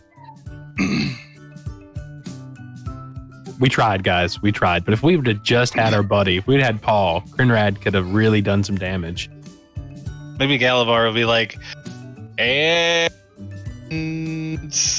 that's the end of that module. I'm just kidding. But ouch. It's deep. It's deep. There's no way we could have come in here and stopped this cold. No, there's no way. Not at all. Well, that was our intent, to just kind of come in here, take a little look-see, and we took a look, and now we're getting out of here. Oh, I do remember we need to go back to that town along the road to the west. That's where my horse is, and yeah, we'll go back there. We'll tell them what we found. Tell the army like. I don't know why Galabon showed us the whole dungeon, though. I mean, I think just for shits and giggles, shock and awe, I guess. Yeah, probably. Like, you guys made a good decision getting the hell out of here. Yeah, because there'd have been no way. Like, I'm looking through this map, and I'm like, no, because there's one of those beasts right there. It's insane. Or those Azir or Azers or however you pronounce it, those things are fucking badass, dude. They're elemental, like, the gods use them for forge smiths and stuff. I think even more. Good choice, runner.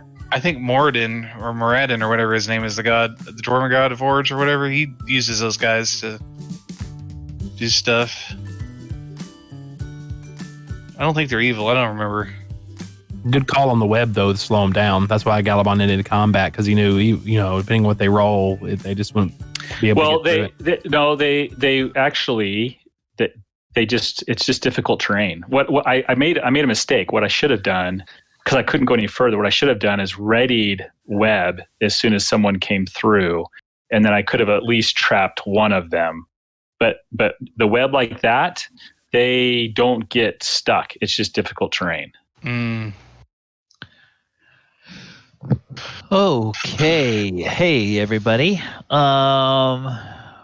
We're going to go back here, and then for the moment, I am going to move us to our... No, I'm just going to keep us right here. Okay. For the moment. Oh, wait. Hold on. I'm just backing up. You're right. Actually, when they do enter it on their first turn, they do make a dexterity saving throw. So I was wrong. Yeah, they would get stuck if they fail their decks. Yep, stronger than I remembered. Okay. All right, sorry, Galabon. Okay. So you guys run, and you start running back into that tunnel. And unbeknownst to you, Somewhere back in the temple, one of the cultists um, who is fighting for their life against the Ifrit and now several fire elementals that have joined the Ifrit, as well as a couple of the Azers and the salamanders, the creatures that are all from the elemental plane of fire. They start fighting against the cultists when the Ifrit commands them to do so. And that goes on for a while. Vannifer realizes that something is going, and she starts asking everybody who can to start trying to banish the creatures that are from the elemental plane of fire back to the elemental plane. They get rid of some of them. But one of these cultists pulls a lever that they have seen, but nobody has ever been able to figure out what it does. And it's been there since the days that the dwarves ran this place. And as you guys are running up this lava tube, you all discover what that lever does. There's a series, you hear a series of thuds, both ahead of you and behind you. And then as you are running along, there's about 20 feet in front of you and about 20 feet behind you, enormous stone slabs fall from the ceiling and block the section of the tunnel that you are in. And it sounds like from the rhythmic foom, foom, foom, foom, foom, foom, that there are a number of these that are blocking off different sections of the dwarven tunnel. And shortly after that, you get up and you start trying to bang on it, and this is like 5 foot thick solid stone, covering the entire passage, floor to ceiling, wall to wall. This is not something that's going to be able to be gotten through. Then you notice that a mist begins to fill the chamber that you're in. And this mist, it starts to make you, makes you kind of sleepy. And then everything just blacks out. And eventually, you wake up. And you wake up in a different area from where you were. You are no longer in this no longer in the tunnel. You are no longer in the fire temple, as far as you can tell. But as you wake up, you seem to feel like you are in something like a old, musty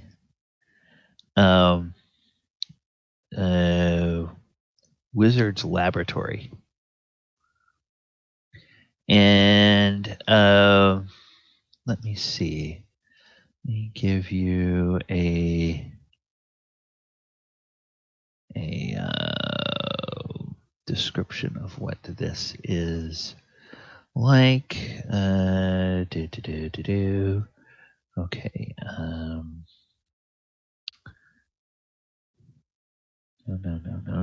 No. There we go.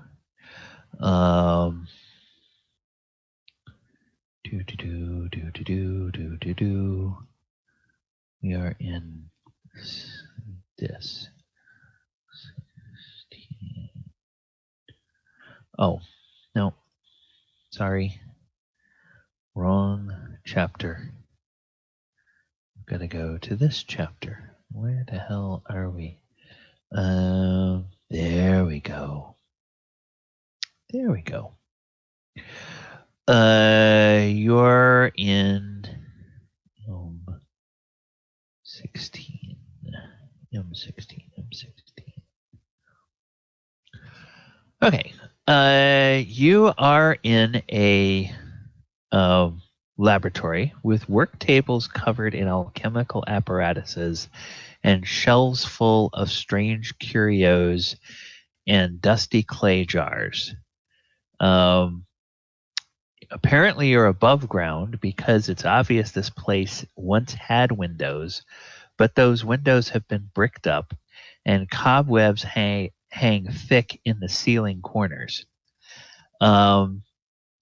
Standing in front of you, this room is approximately 10, 20, 30, 40, 50 feet long by 40 feet wide.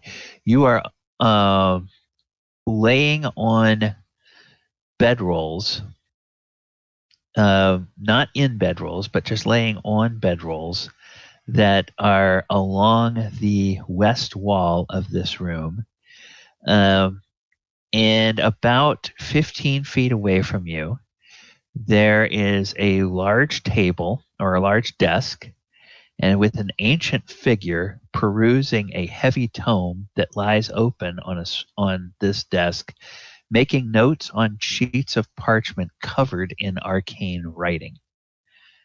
And as you all stir, this person looks up, and you see in the hood of their cowl, you cannot see many details of the face, but you can see that instead of the glint of moist eyes that you might expect to see, what you instead see are two cold pinpricks of light looking at you. And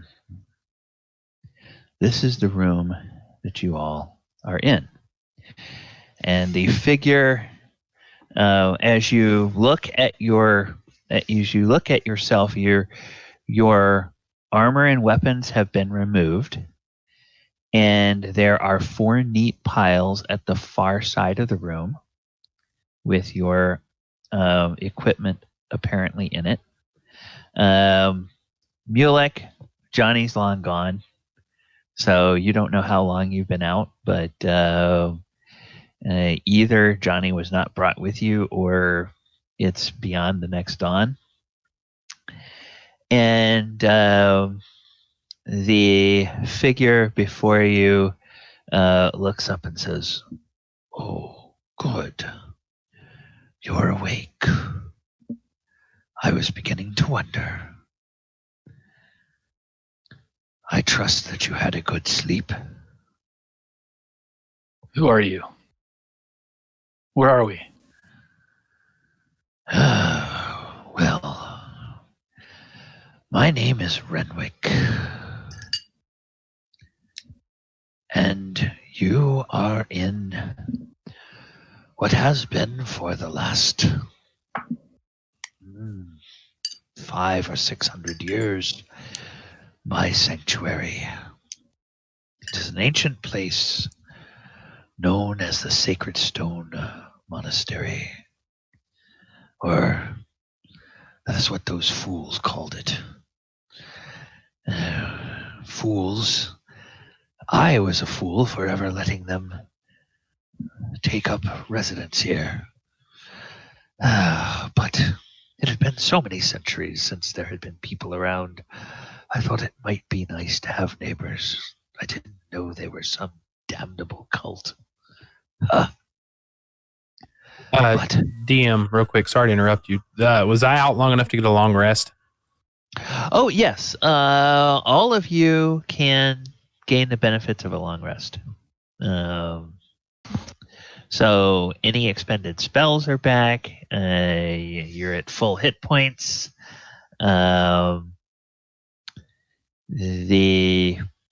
Those of you that use a holy symbol, your holy symbol is not on you. It's presumably with your gear across the room.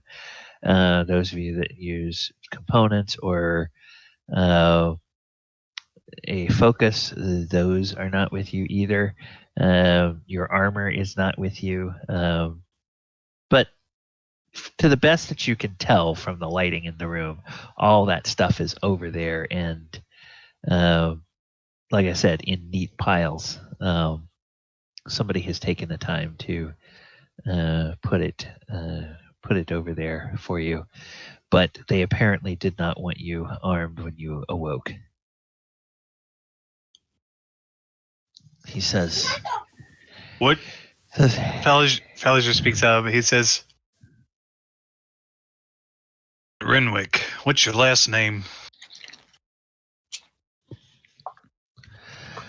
Renwick. Oh. You're teasing the DM now. I was a well, it's funny. I was once a follower of where is this? Okay, I've got to duplicate this because I don't want to lose my place here. And then I've got to go back to the... I look over at Mulek and wait, can I roll an insight check to see if this guy is on the level? Oh, sure. You can roll an insight check. He says, my last name is Caradoon. The only reason why Falliger asks is because the way you described him, it looks like he's old and very powerful arcane-wise, right? Now, does this name ring any bells to Falliger at all? You can make a history check. 19. Salvador, for your insight, this guy seems on the level. And then we're going... Yeah, with my buddy, can I do, or my background, can I do a history check as well? Sure.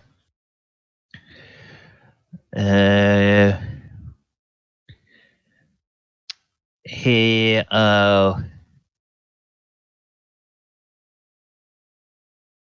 says, some once called me Snowcloak. And he looks to see if that rings a bell. Falliger, for you it doesn't, but Mulek, your blood runs a little cold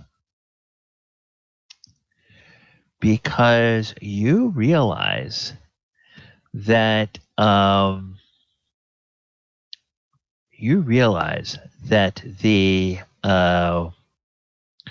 there are stories about Renwick Caradoon. In fact, there are stories about 3 brothers named Caradoon who lived several hundred years ago. They were humans. They were members of the order that calls themselves the Knights of Samular, who are paladins in the service of Tyr. And the Knights of Samular were formed in the 900s, and it's now the late 1490s. So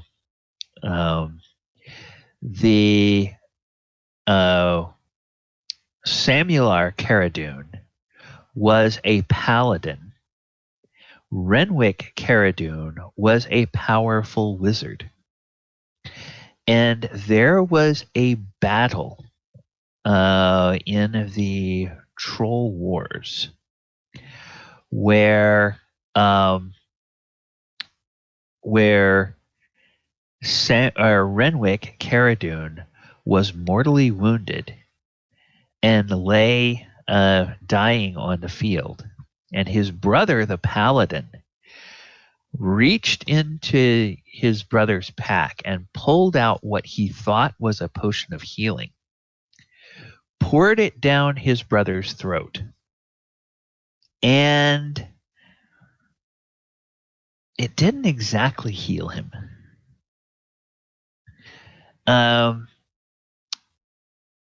Renwick didn't die, but Renwick didn't exactly live either. Because what his brother didn't know is that Renwick had been experimenting, and he had brewed himself a potion of lichdom. And so after that potion was fed to him, while he was right at the point of death, he passed into undeath and became a lich. His two brothers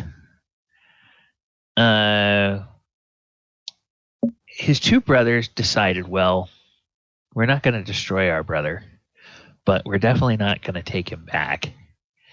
And the three of them parted. And Renwick went to this ancient monastery, which it was abandoned even in those days, and he set it up as his own private workspace. So there's a monastery in the Sacred Stone Hills where Renwick was rumored to be, and people have long just stayed away from it because it's like, if there's a lich there, nobody wants to have anything to do with that. Do I know where that is in relation to where we were at? Yeah, it's not terribly far away. It's maybe 10, 15 miles away from where you were. Okay. Which would make sense because it might actually have been something that was built by the same dwarves that built some of the other structures where these cultists have hung out. So, yeah, you recognize that you are in fact talking to a lich here who seems to just be interested in talking to you at the moment. He says, yes. He says, I should have known. They were bad news. But that Helen Ray, she was kind of cute. And it's been a long time since I've seen a flesh and blood woman that didn't run screaming.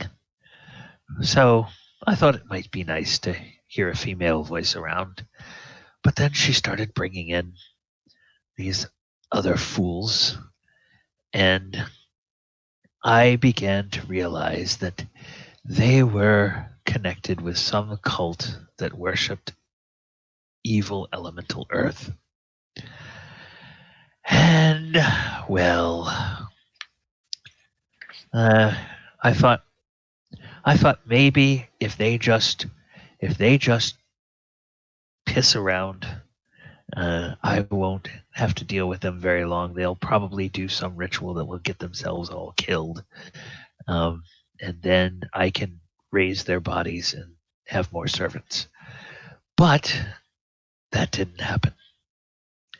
They recruited more people, and then they began bringing creatures from the elemental plane of Earth. And so I started researching, and I realized there were other cults that opposed them. Whoops, excuse me. Get a little sip of my tea here. Is this the first time we've heard the name Helen Ray? Yes, this is. Okay. I think it's the first time we've heard. I don't know if I've heard that name before. Okay. And he will then tell you a story that for him takes maybe an hour. That about how he how he discovered there was the cult of water, the cult of fire, and the cult of air, and that the four cults did not get along and were in opposition to each other. And so he then tried to figure out how he could keep an eye on them and how he could find a way of getting rid of them.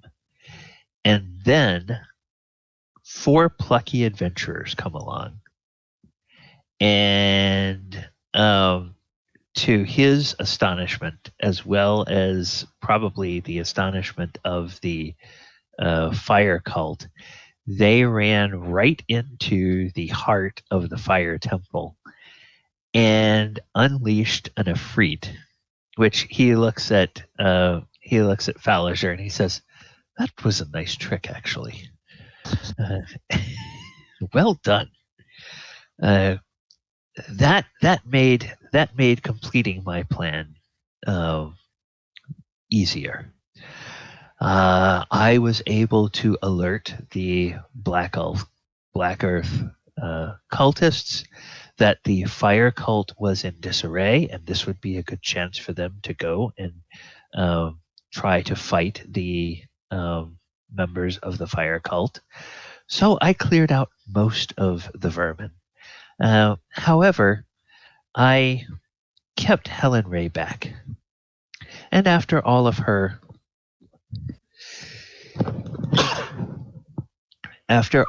lackeys were gone, I put an end to her. She will serve me well when I am ready for that. And likewise, I sent some of my other servants to alert the air cult and the water cult that the fire cultists were in disarray. And I'm happy to report that, well, they have pretty much massacred most of each other. But that is only part of the reason that I have brought you here. I have brought you here because I wonder if you can help me.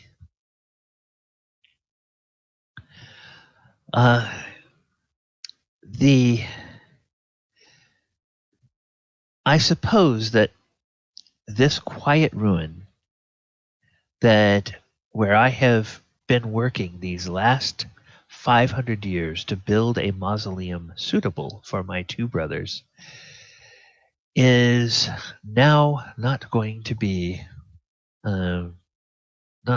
left alone. So I must do something about these visions that I have been seeing. For the last 10 years, I've felt an unquieting presence. Something has been stirring inside me. It is an evil that I have never felt before.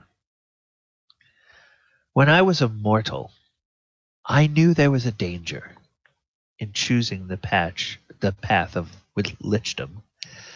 But lichdom was the only way that I could extend my life long enough to do all the research I wanted to do. For several hundreds of years, I've been peaceful, study and working here. And I began to think that all those stories about the dangers of lichdom were just that, only stories. But 10 years ago, something began to awaken me. And what's the most disturbing is it's not like it started to awaken me, but like something from outside of me was awakening it against my will. It's as though some force began to whisper into my mind, and I would see visions, vague and distant, like a hooded figure with pinpricks of light for eyes, beckoning to me and trying to seduce me with power. And so far, I've been able to shrug it off. But year over year, these urges become more persistent. And now these visions come to me almost daily. It's beginning to become a concern. So I did some studying. And I think I have learned something. You have helped me with this.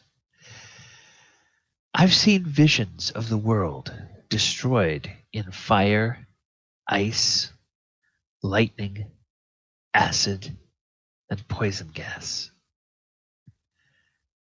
I've seen visions of an enormous and ever-searching eye seeking for something across the world. I've sensed a distant but terrifying presence far, far below, as though somewhere in the center of the world, some terrifying entity has escaped the abyss and is trying to claw its way to the surface. And I've even scryed on the giants. You know, in my lifetime, I studied the giants long ago, and I'm disturbed by what I see. A great frost giant Jarl has ordered a search for an artifact that has become an obsession for him. He seeks the Ring of Winter.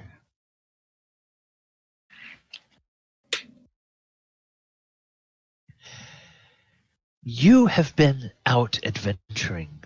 I can tell by looking at your belongings.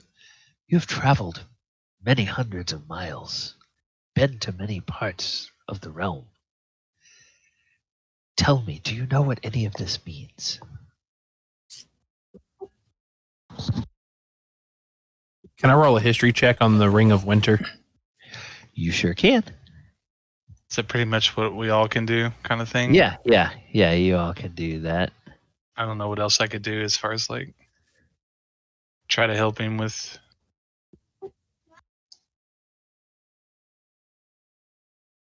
Insight wouldn't help me. 19, Gally. Would insight help Okay. me interpret his dreams? No, but insight would help you know whether he's sincere or not. True. I look over at Falliger and shake my head like he's on the level. Yikes.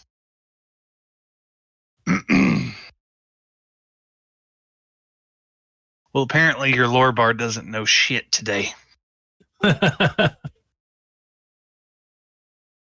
Doesn't know about Paladins of Tyr, which is really shocking.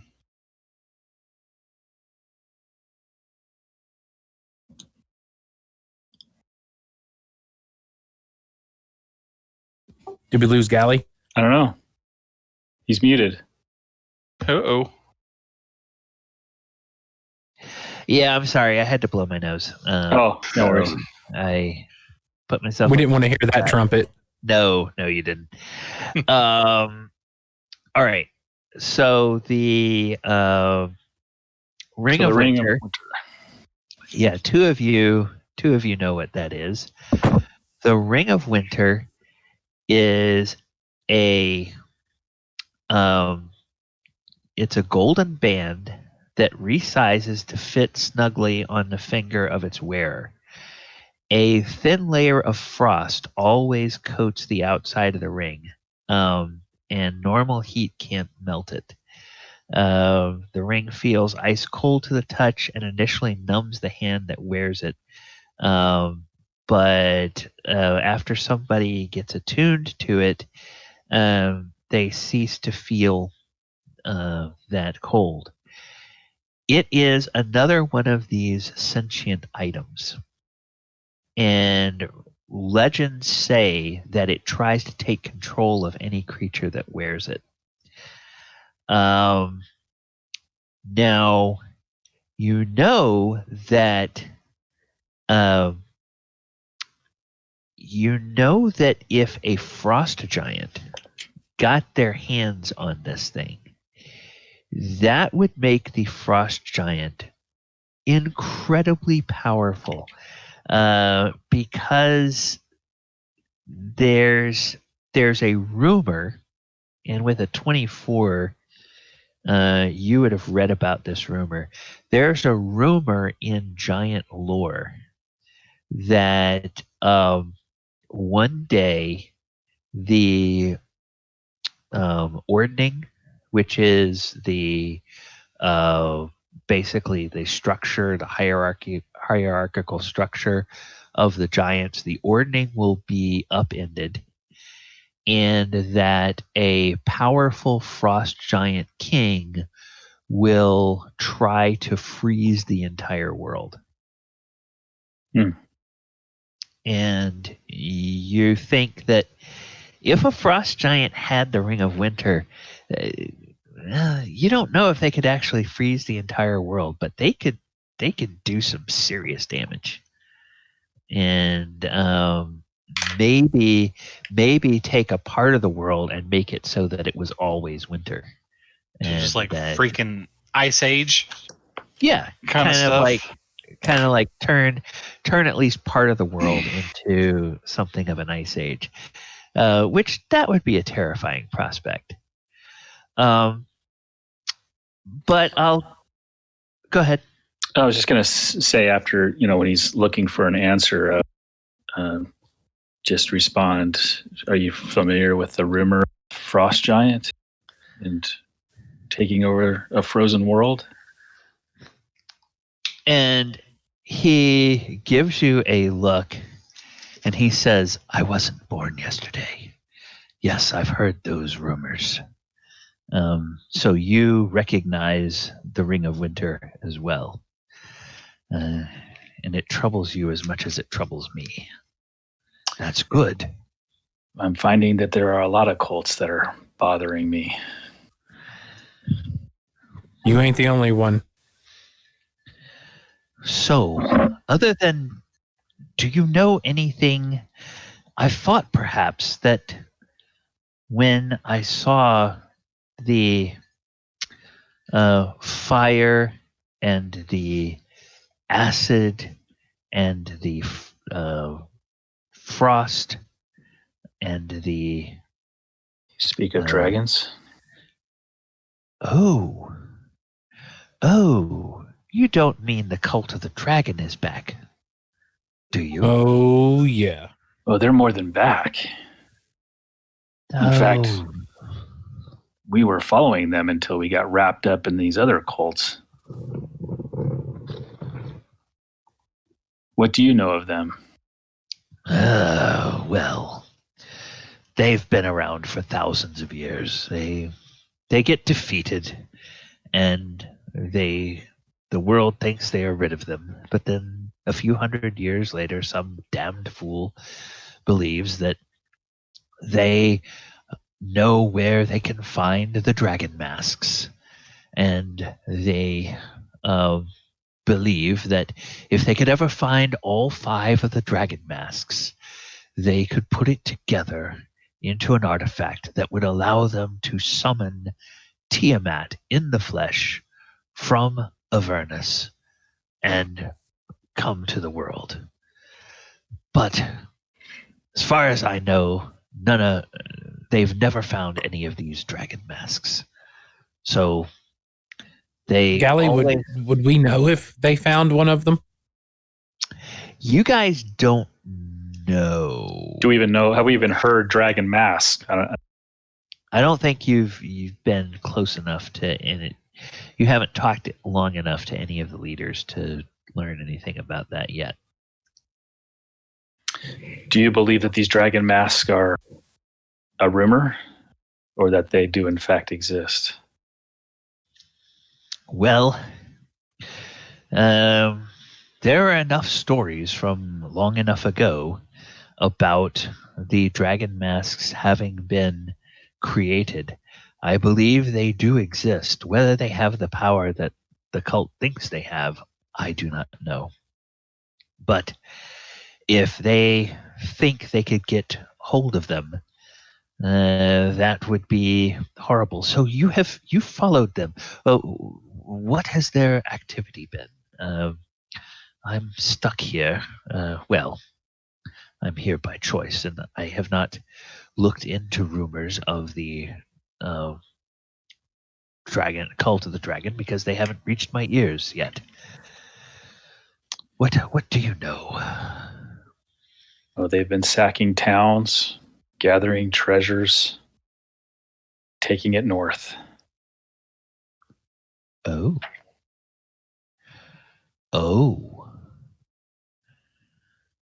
We Well. lost them. We lost them outside of. Waterdeep. Actually, Waterdeep. Valazir just kind of like clenches his fist. Actually, were you following a caravan that had, what was it, 5 wagons full of treasure? Possibly. What do you know of that? Yeah, Thaldor's curiosity peaks up and just looks at him like quizzically. Well, the damnable earth cultists that were here, they intercepted a caravan on the road north from Waterdeep some days ago, and they sacked it by using one of those earthquake spells that they are so fond of, and they attacked it with their what do they call them? Those fools that ride on the bullets. They attacked the caravan, defeated all of the people that were guarding the caravan, and brought the treasure back here. That really annoyed me because I thought surely that some fool adventurers were going to track the treasure here and come looking for it. But you all interceded in the fire temple before that happened. And when I enacted my plan to rid myself of the cultists, I had some of my servants take the treasure, load it onto fresh wagons, and now they have sent those wagons off to the what the hell is this called?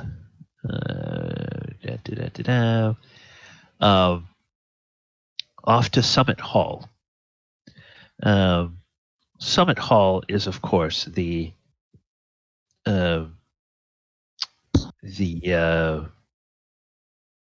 keep where those who followed my brother now reside. It is in the Desserin Valley. So the Church of Tyr will put that treasure to good use. Maybe they will give it back to the people that it was stolen from, or maybe they will convert it into alms for the poor, or train more knights in the service of the maimed lord. But in any case, it is out of the hands of all of the cults for now. Did they kill everyone in the caravan, or did they capture them? Oh, I think they killed most of them. The ones that they didn't kill probably fled to Red Larch. Good information. I guess eventually, Mulek, we can go find your buddy because I still want to put a dagger in her throat. So, Yes. What in the hell do you expect us to do about this, and where do we start? Well, unfortunately, um, I'm afraid that the only way out at this point is down. You see, this used to be a ruin on the surface, but learning what I did from the um, elemental cultists, I decided, well, you'll have to forgive me. Well, you don't have to forgive me, but you'll just have to deal with what I've done. I collapsed half of a mountain on top of the ruins of this place. And there is no way to get out except by some tunnels that lay below us. I would be very curious if you all can figure out what is going on with this one part of the vision that I've had. I told you that I feel that something has escaped from the abyss. Is trying to claw its way to the surface. Rumors have it that the ancient dwarves who originally built this place and built the ruins that the cultists had in the temples, they had dug down below and they had encountered some more ancient ruins that were created by a long-time enemy of the dwarves, the Dark Elves or the Drow. I suspect that this vision of something below may be happening down in the Underdark. So, since the only way for you out is going down, I would ask you to go into the Underdark and see what you can find. I can give you a few minor magic items, several scrolls, a way that you can contact me, and don't worry, I know what you all have been told in priest school. And he looks at Faliger. But if you use a spell to contact my mind, you will not go mad.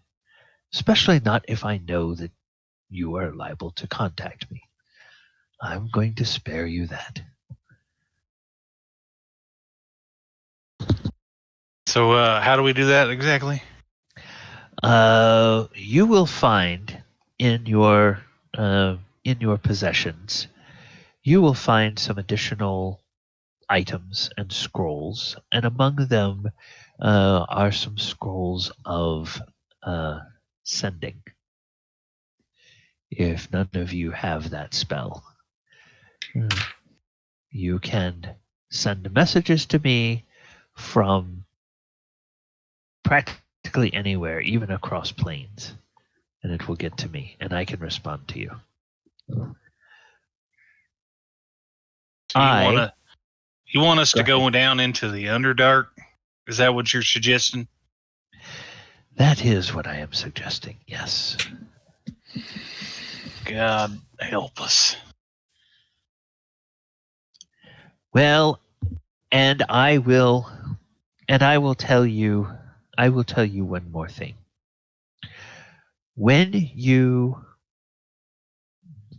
and I know that the four of you are not going to believe me because you look at me and all you see is a lich.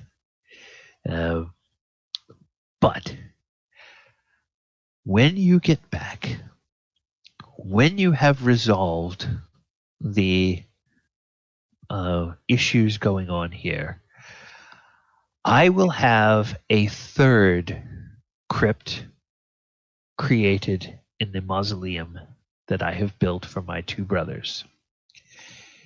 If you find out what is going on, if you are successful in stopping it, I will ask you to bring the remains of my two brothers from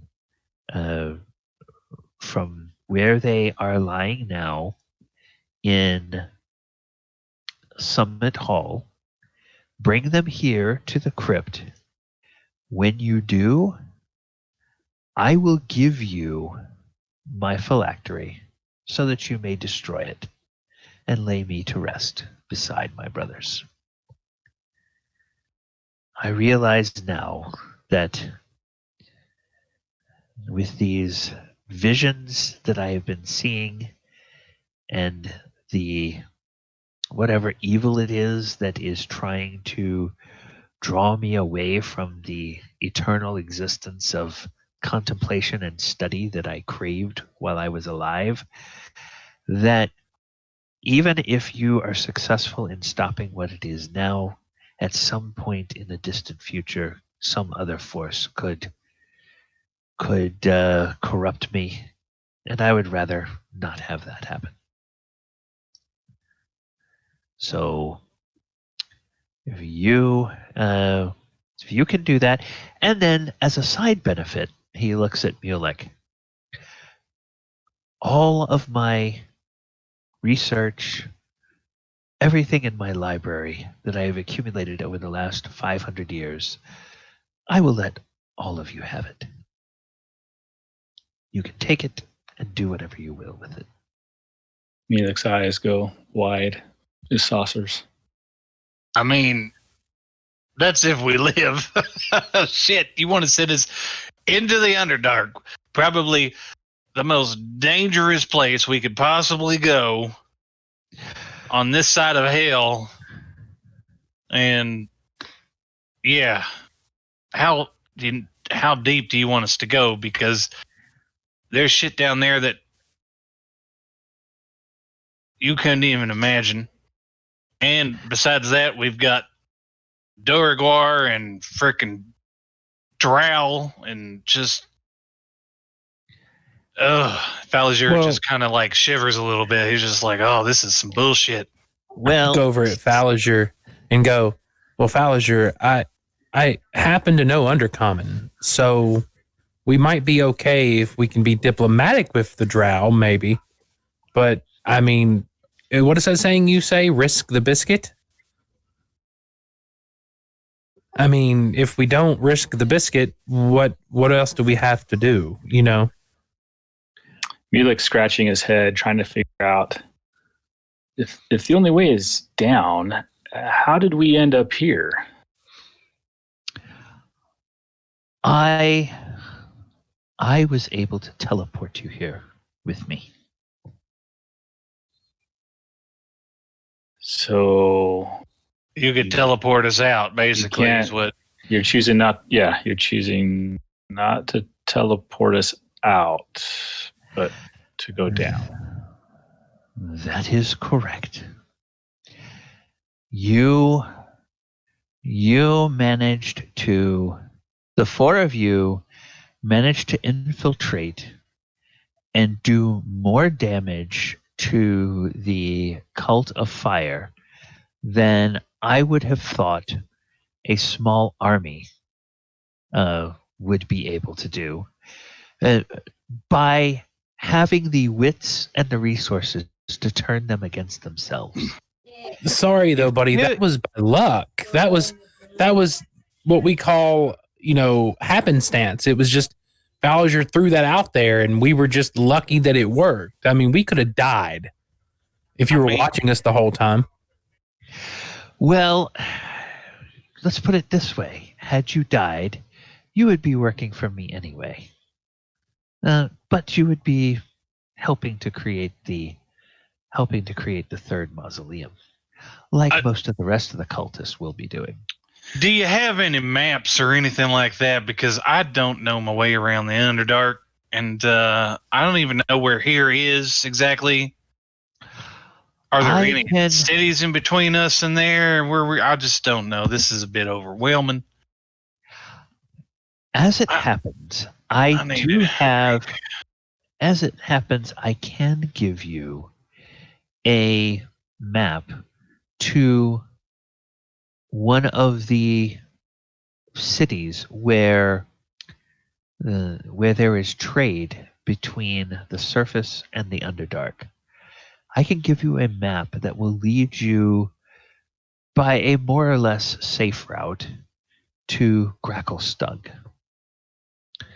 Gracklestug is a city of the Duergar. The Duergar do have a quarter of the city where they do trade with surface races, as well as doing trade with other races of the Underdark. If you go to Gracklestug, and if you visit the quarter of the city where they have where the visitors are allowed, you will probably be able to pick up plenty of rumors of what's going on. You can talk to Duergar, you can talk to Dark Elves, you can talk to Sverfneblin. You can find out many things from them. As you can pose as merchants, looking to buy wares. They are called the City of Blades because they are renowned for the weapons that they make. You can say you were there to peruse the weapons, but hang out at the taverns, overhear conversations. I trust that you all are smart enough to pass yourselves off and clever enough to ask the right questions in the right ears. And Do you have contacts?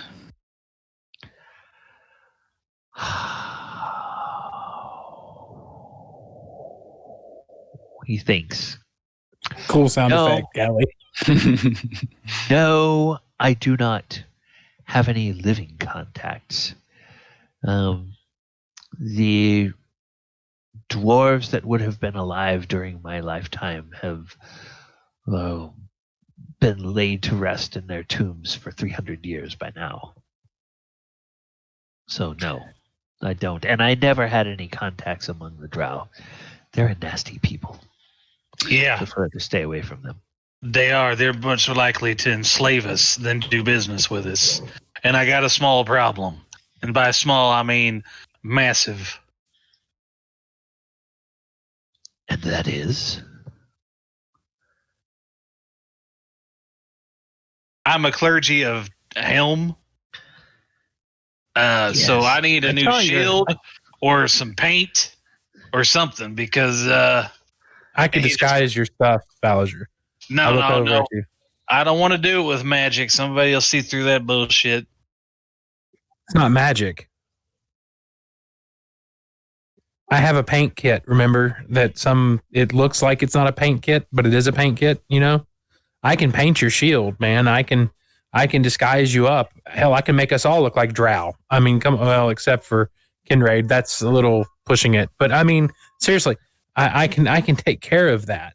So, you know, it's not a problem. All right. Shave his So- head, put some gray face paint on him, and he'll pass for a Duergar. He says, pointing to Krenraid. The rest of you, yes. And Fallinger, you have there's I can find a shield for you. There's bound to be some that these damned fools had that isn't completely destroyed. I'll find one of those for you. My And shield's kind of special. It's a much better quality. And I think I'll just go the paint route and try my luck that way. oh, very well, very well. Is your shield Yeah. not in the corner over there? Yeah, it is. Yeah. It's propped up against the wall. You guys can see it's got a symbol of of helm on it. Yeah. Could I paint that to make it look different? Like paint something on it, dark or something? Hang on. Falasher, do you have a separate holy symbol, or do you use the device on your shield as your holy symbol?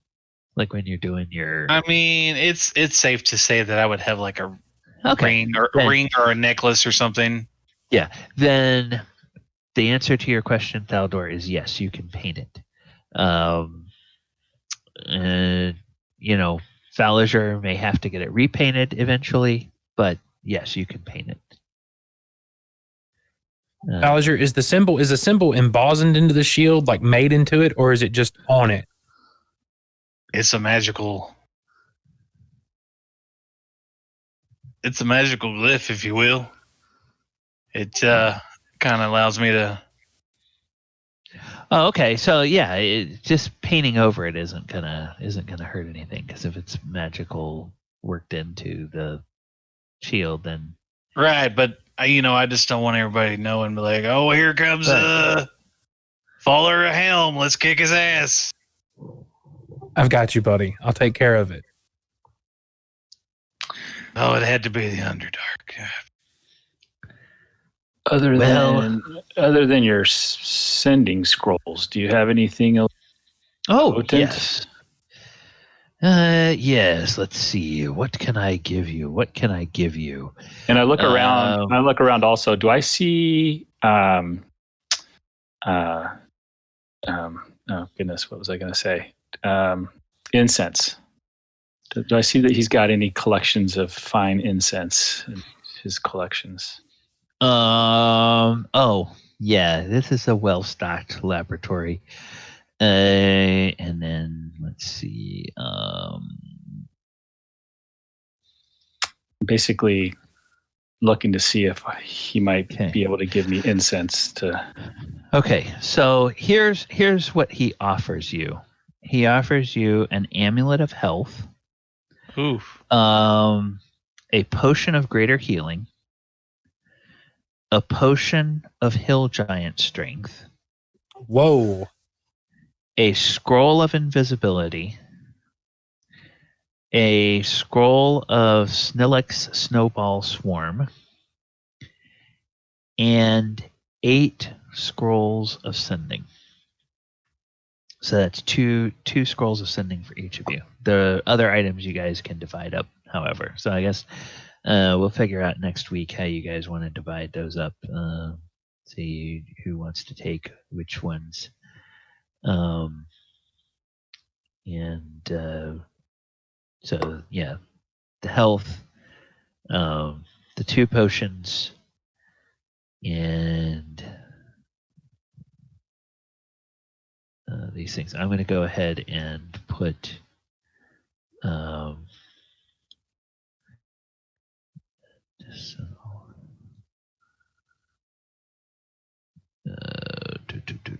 As he's doing that, I'm going to walk over. I said, "No disrespect, sir. I'm going to start working on his shield, if that's not a problem with you." Oh, no. I could kill you all with a thought, so. I kind of figured that. I was just making sure, just to be out of respect. Oh, well, I thank you. Young people these days, too many of them don't have any respect for their elders. It's nice to see that somebody does. So here are the items that I would offer, and we will do. Wait, do we have? I think we do have, don't we? We have. Mulek, if he'll sell it to you, I'll buy some incense off of him. Oh, I've got enough for 1 2-level spell. These are 3 3-level spells. So Renwick, are you able to, if you're able to spare some incense, I could, I'm somewhat of a student of the arcane. I could learn these spells and be able to cast them more, obviously, rather than one time. Are you able to spare some incense? Oh, yes. Help yourself. And he will go ahead and do that. Now, wait a second. Did I? Oh, fiddly faddle. Blubber, what's it? I think that's one thing that doesn't get copied over. Remember we changed because we were going into a new campaign. We had to change games. Mhm. The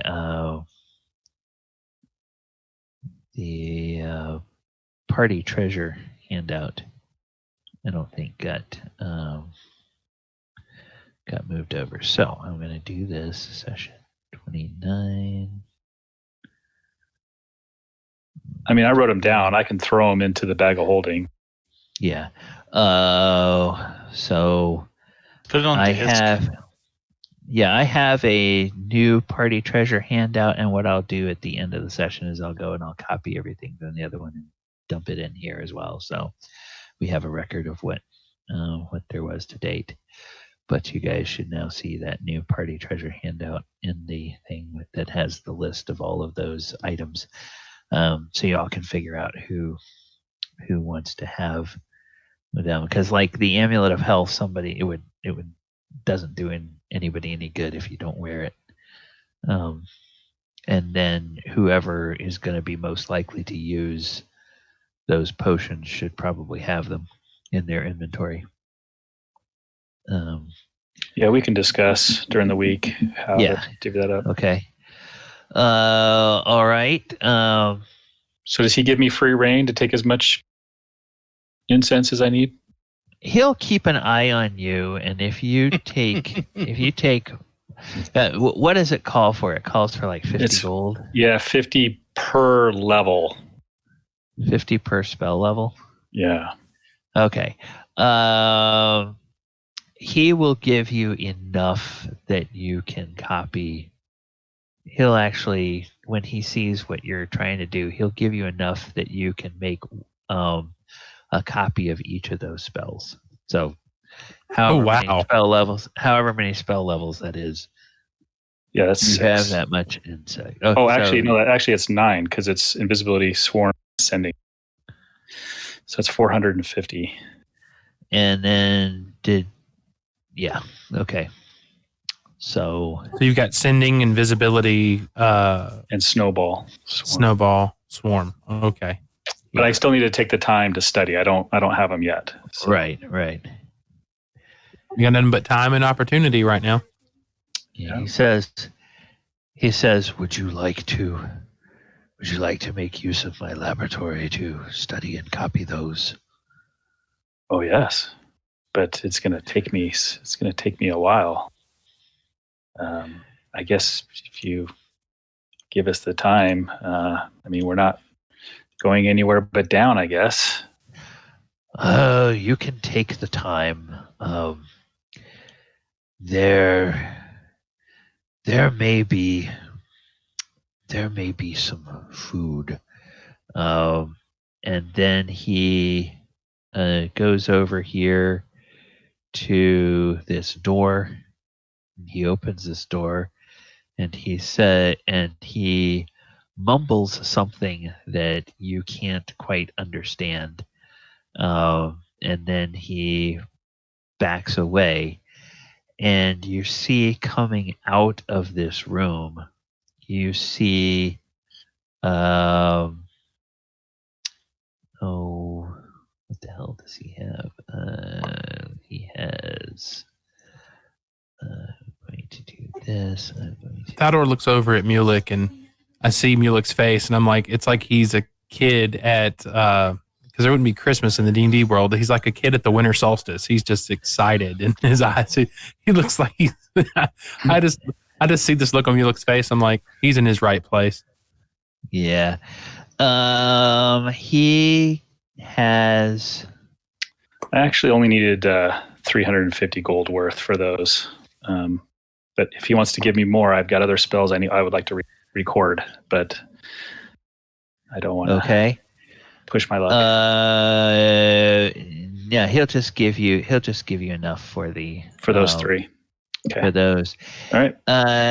He actually, you see, 4 whites, and you see 2 flame skulls that float out of that room, and they then go and they leave this door, and they go out that door, and he says, some of my servants, they're going to see if there's any food here. If you all are going to need to stay, if there's something that hasn't been crushed or destroyed, might as well let you all eat it before the rats get to it and it goes rotten. Now that the cultists are dealt with. Well, I will need at least 14 hours. Oh, fine. 14 hours, 14 seconds, 14 days. What does it matter to me?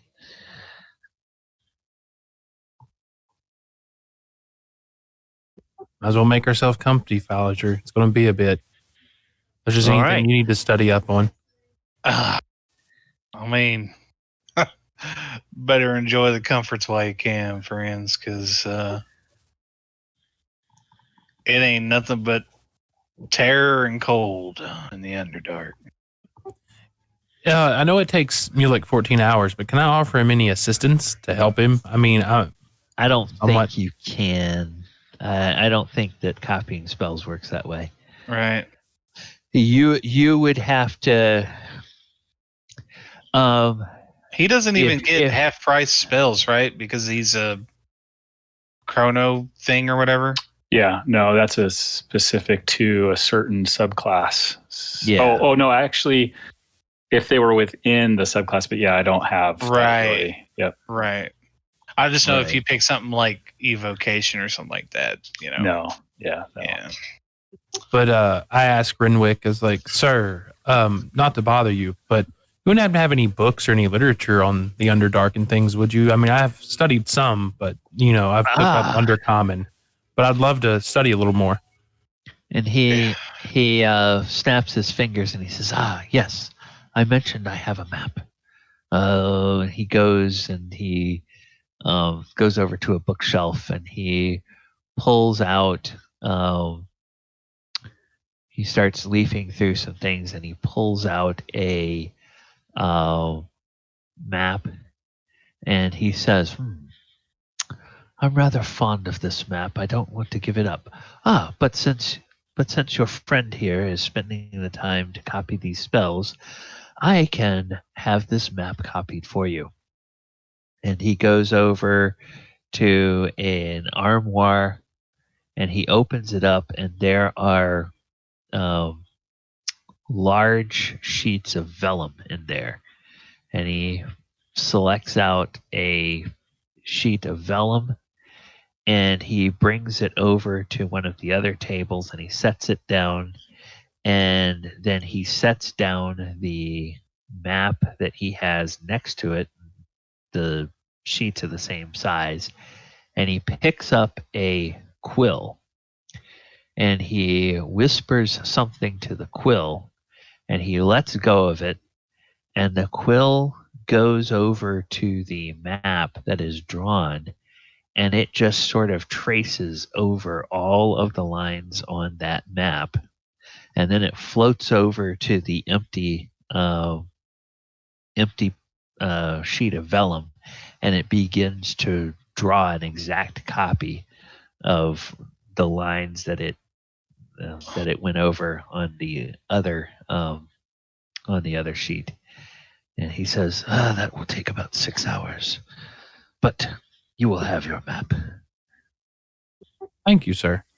I'll study with him. With me? Yep. And then he does pull out a book on. He pulls out a couple of books. One is a book called Edible Fungi of the Underdark. And he says, I don't know how long you'll be down there, but this might be useful. Study this. There are certain kinds of fungi that are nutritious and edible, and some that have even semi-beneficial effects if you know how to use them. There are also some that are poisonous. So if it's not in this book, don't eat it.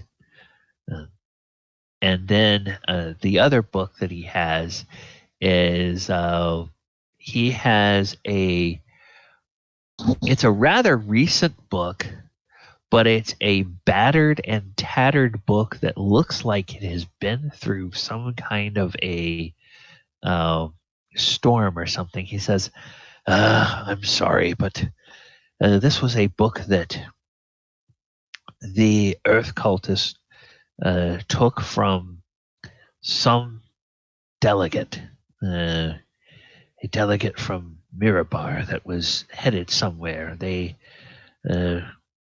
assaulted their party and killed most of them and ransacked them. This was one of the things that I was interested in.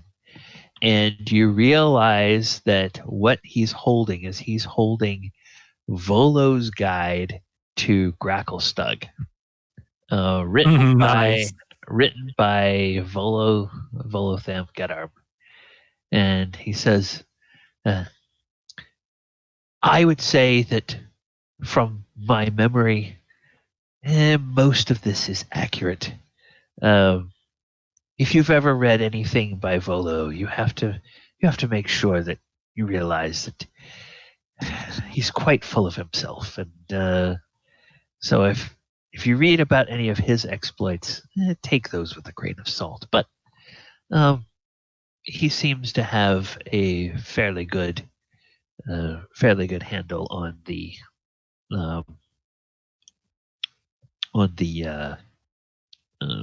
layout of the city. I memorize everything he hands us with keen mind. Yeah. And so because you have these, the practical effect of having this information is that next session, when we start our exploration of Gracklestug in the Underdark,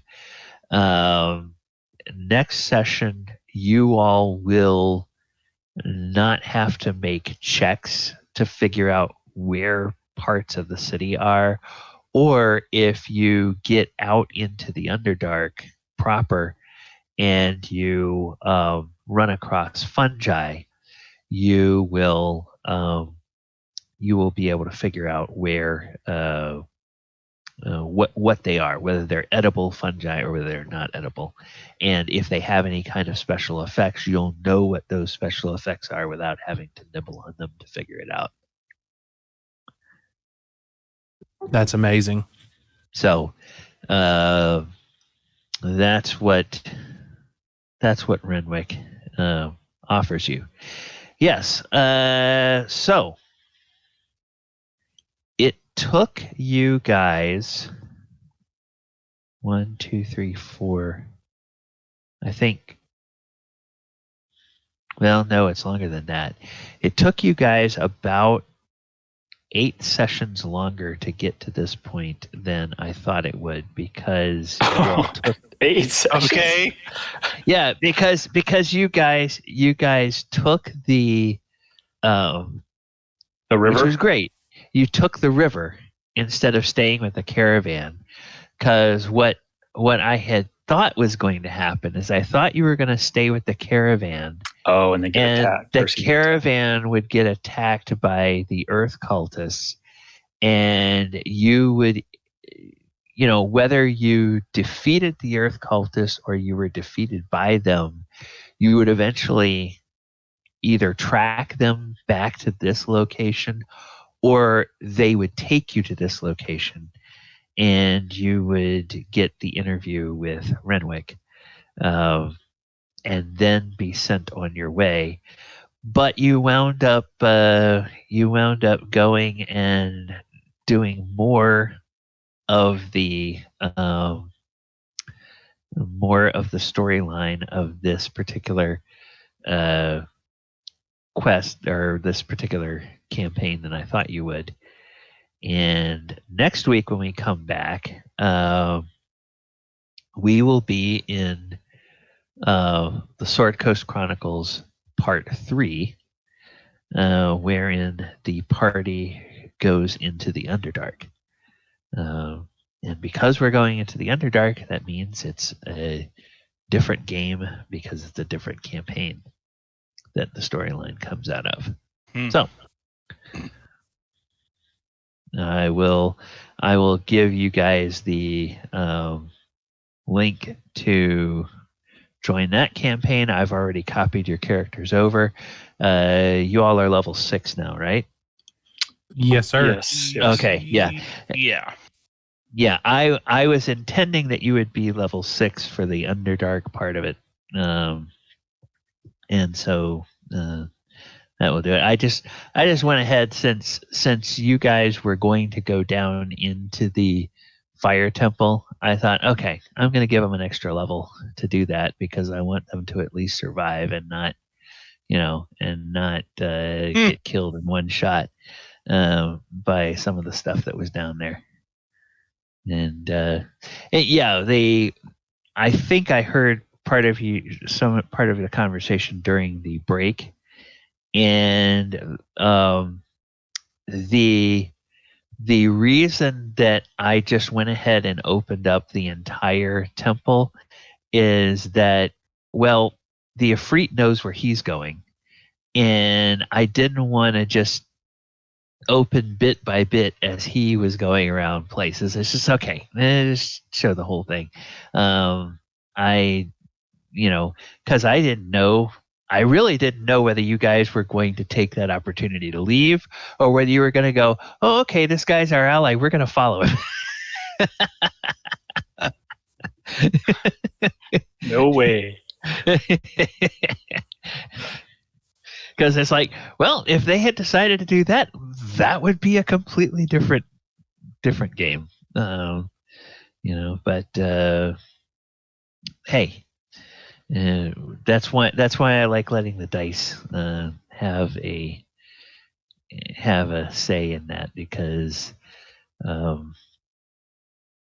and then my contingency was if you guys got captured by the fire cultists, then you would have been imprisoned somewhere, and you would have heard all kinds of crazy fighting going on, and eventually while you all were tied up and unable to do anything about it, some powerful undead would come in, grab you, and carry you back to this location so you could have the conversation with Renwick. But okay, you leave. Well, we'll just activate the traps that the dwarves have. Man, we missed our Grateful Dead episode. Yeah.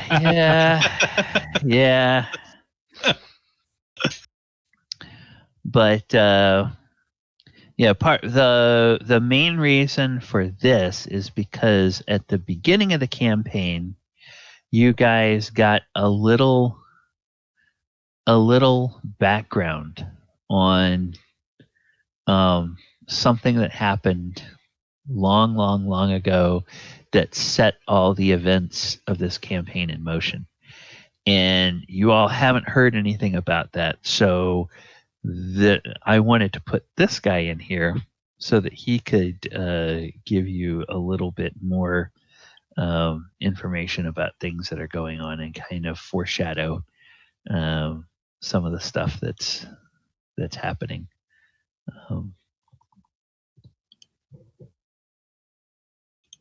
Oh boy, this is going to be a fun trip. Yeah.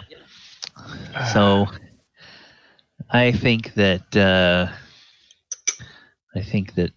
you guys will enjoy that. All right. Well, we're at time. Thank you guys for coming and playing tonight. Stream. Thank you for being with us. Michael, what is going on your channel between this week and next week?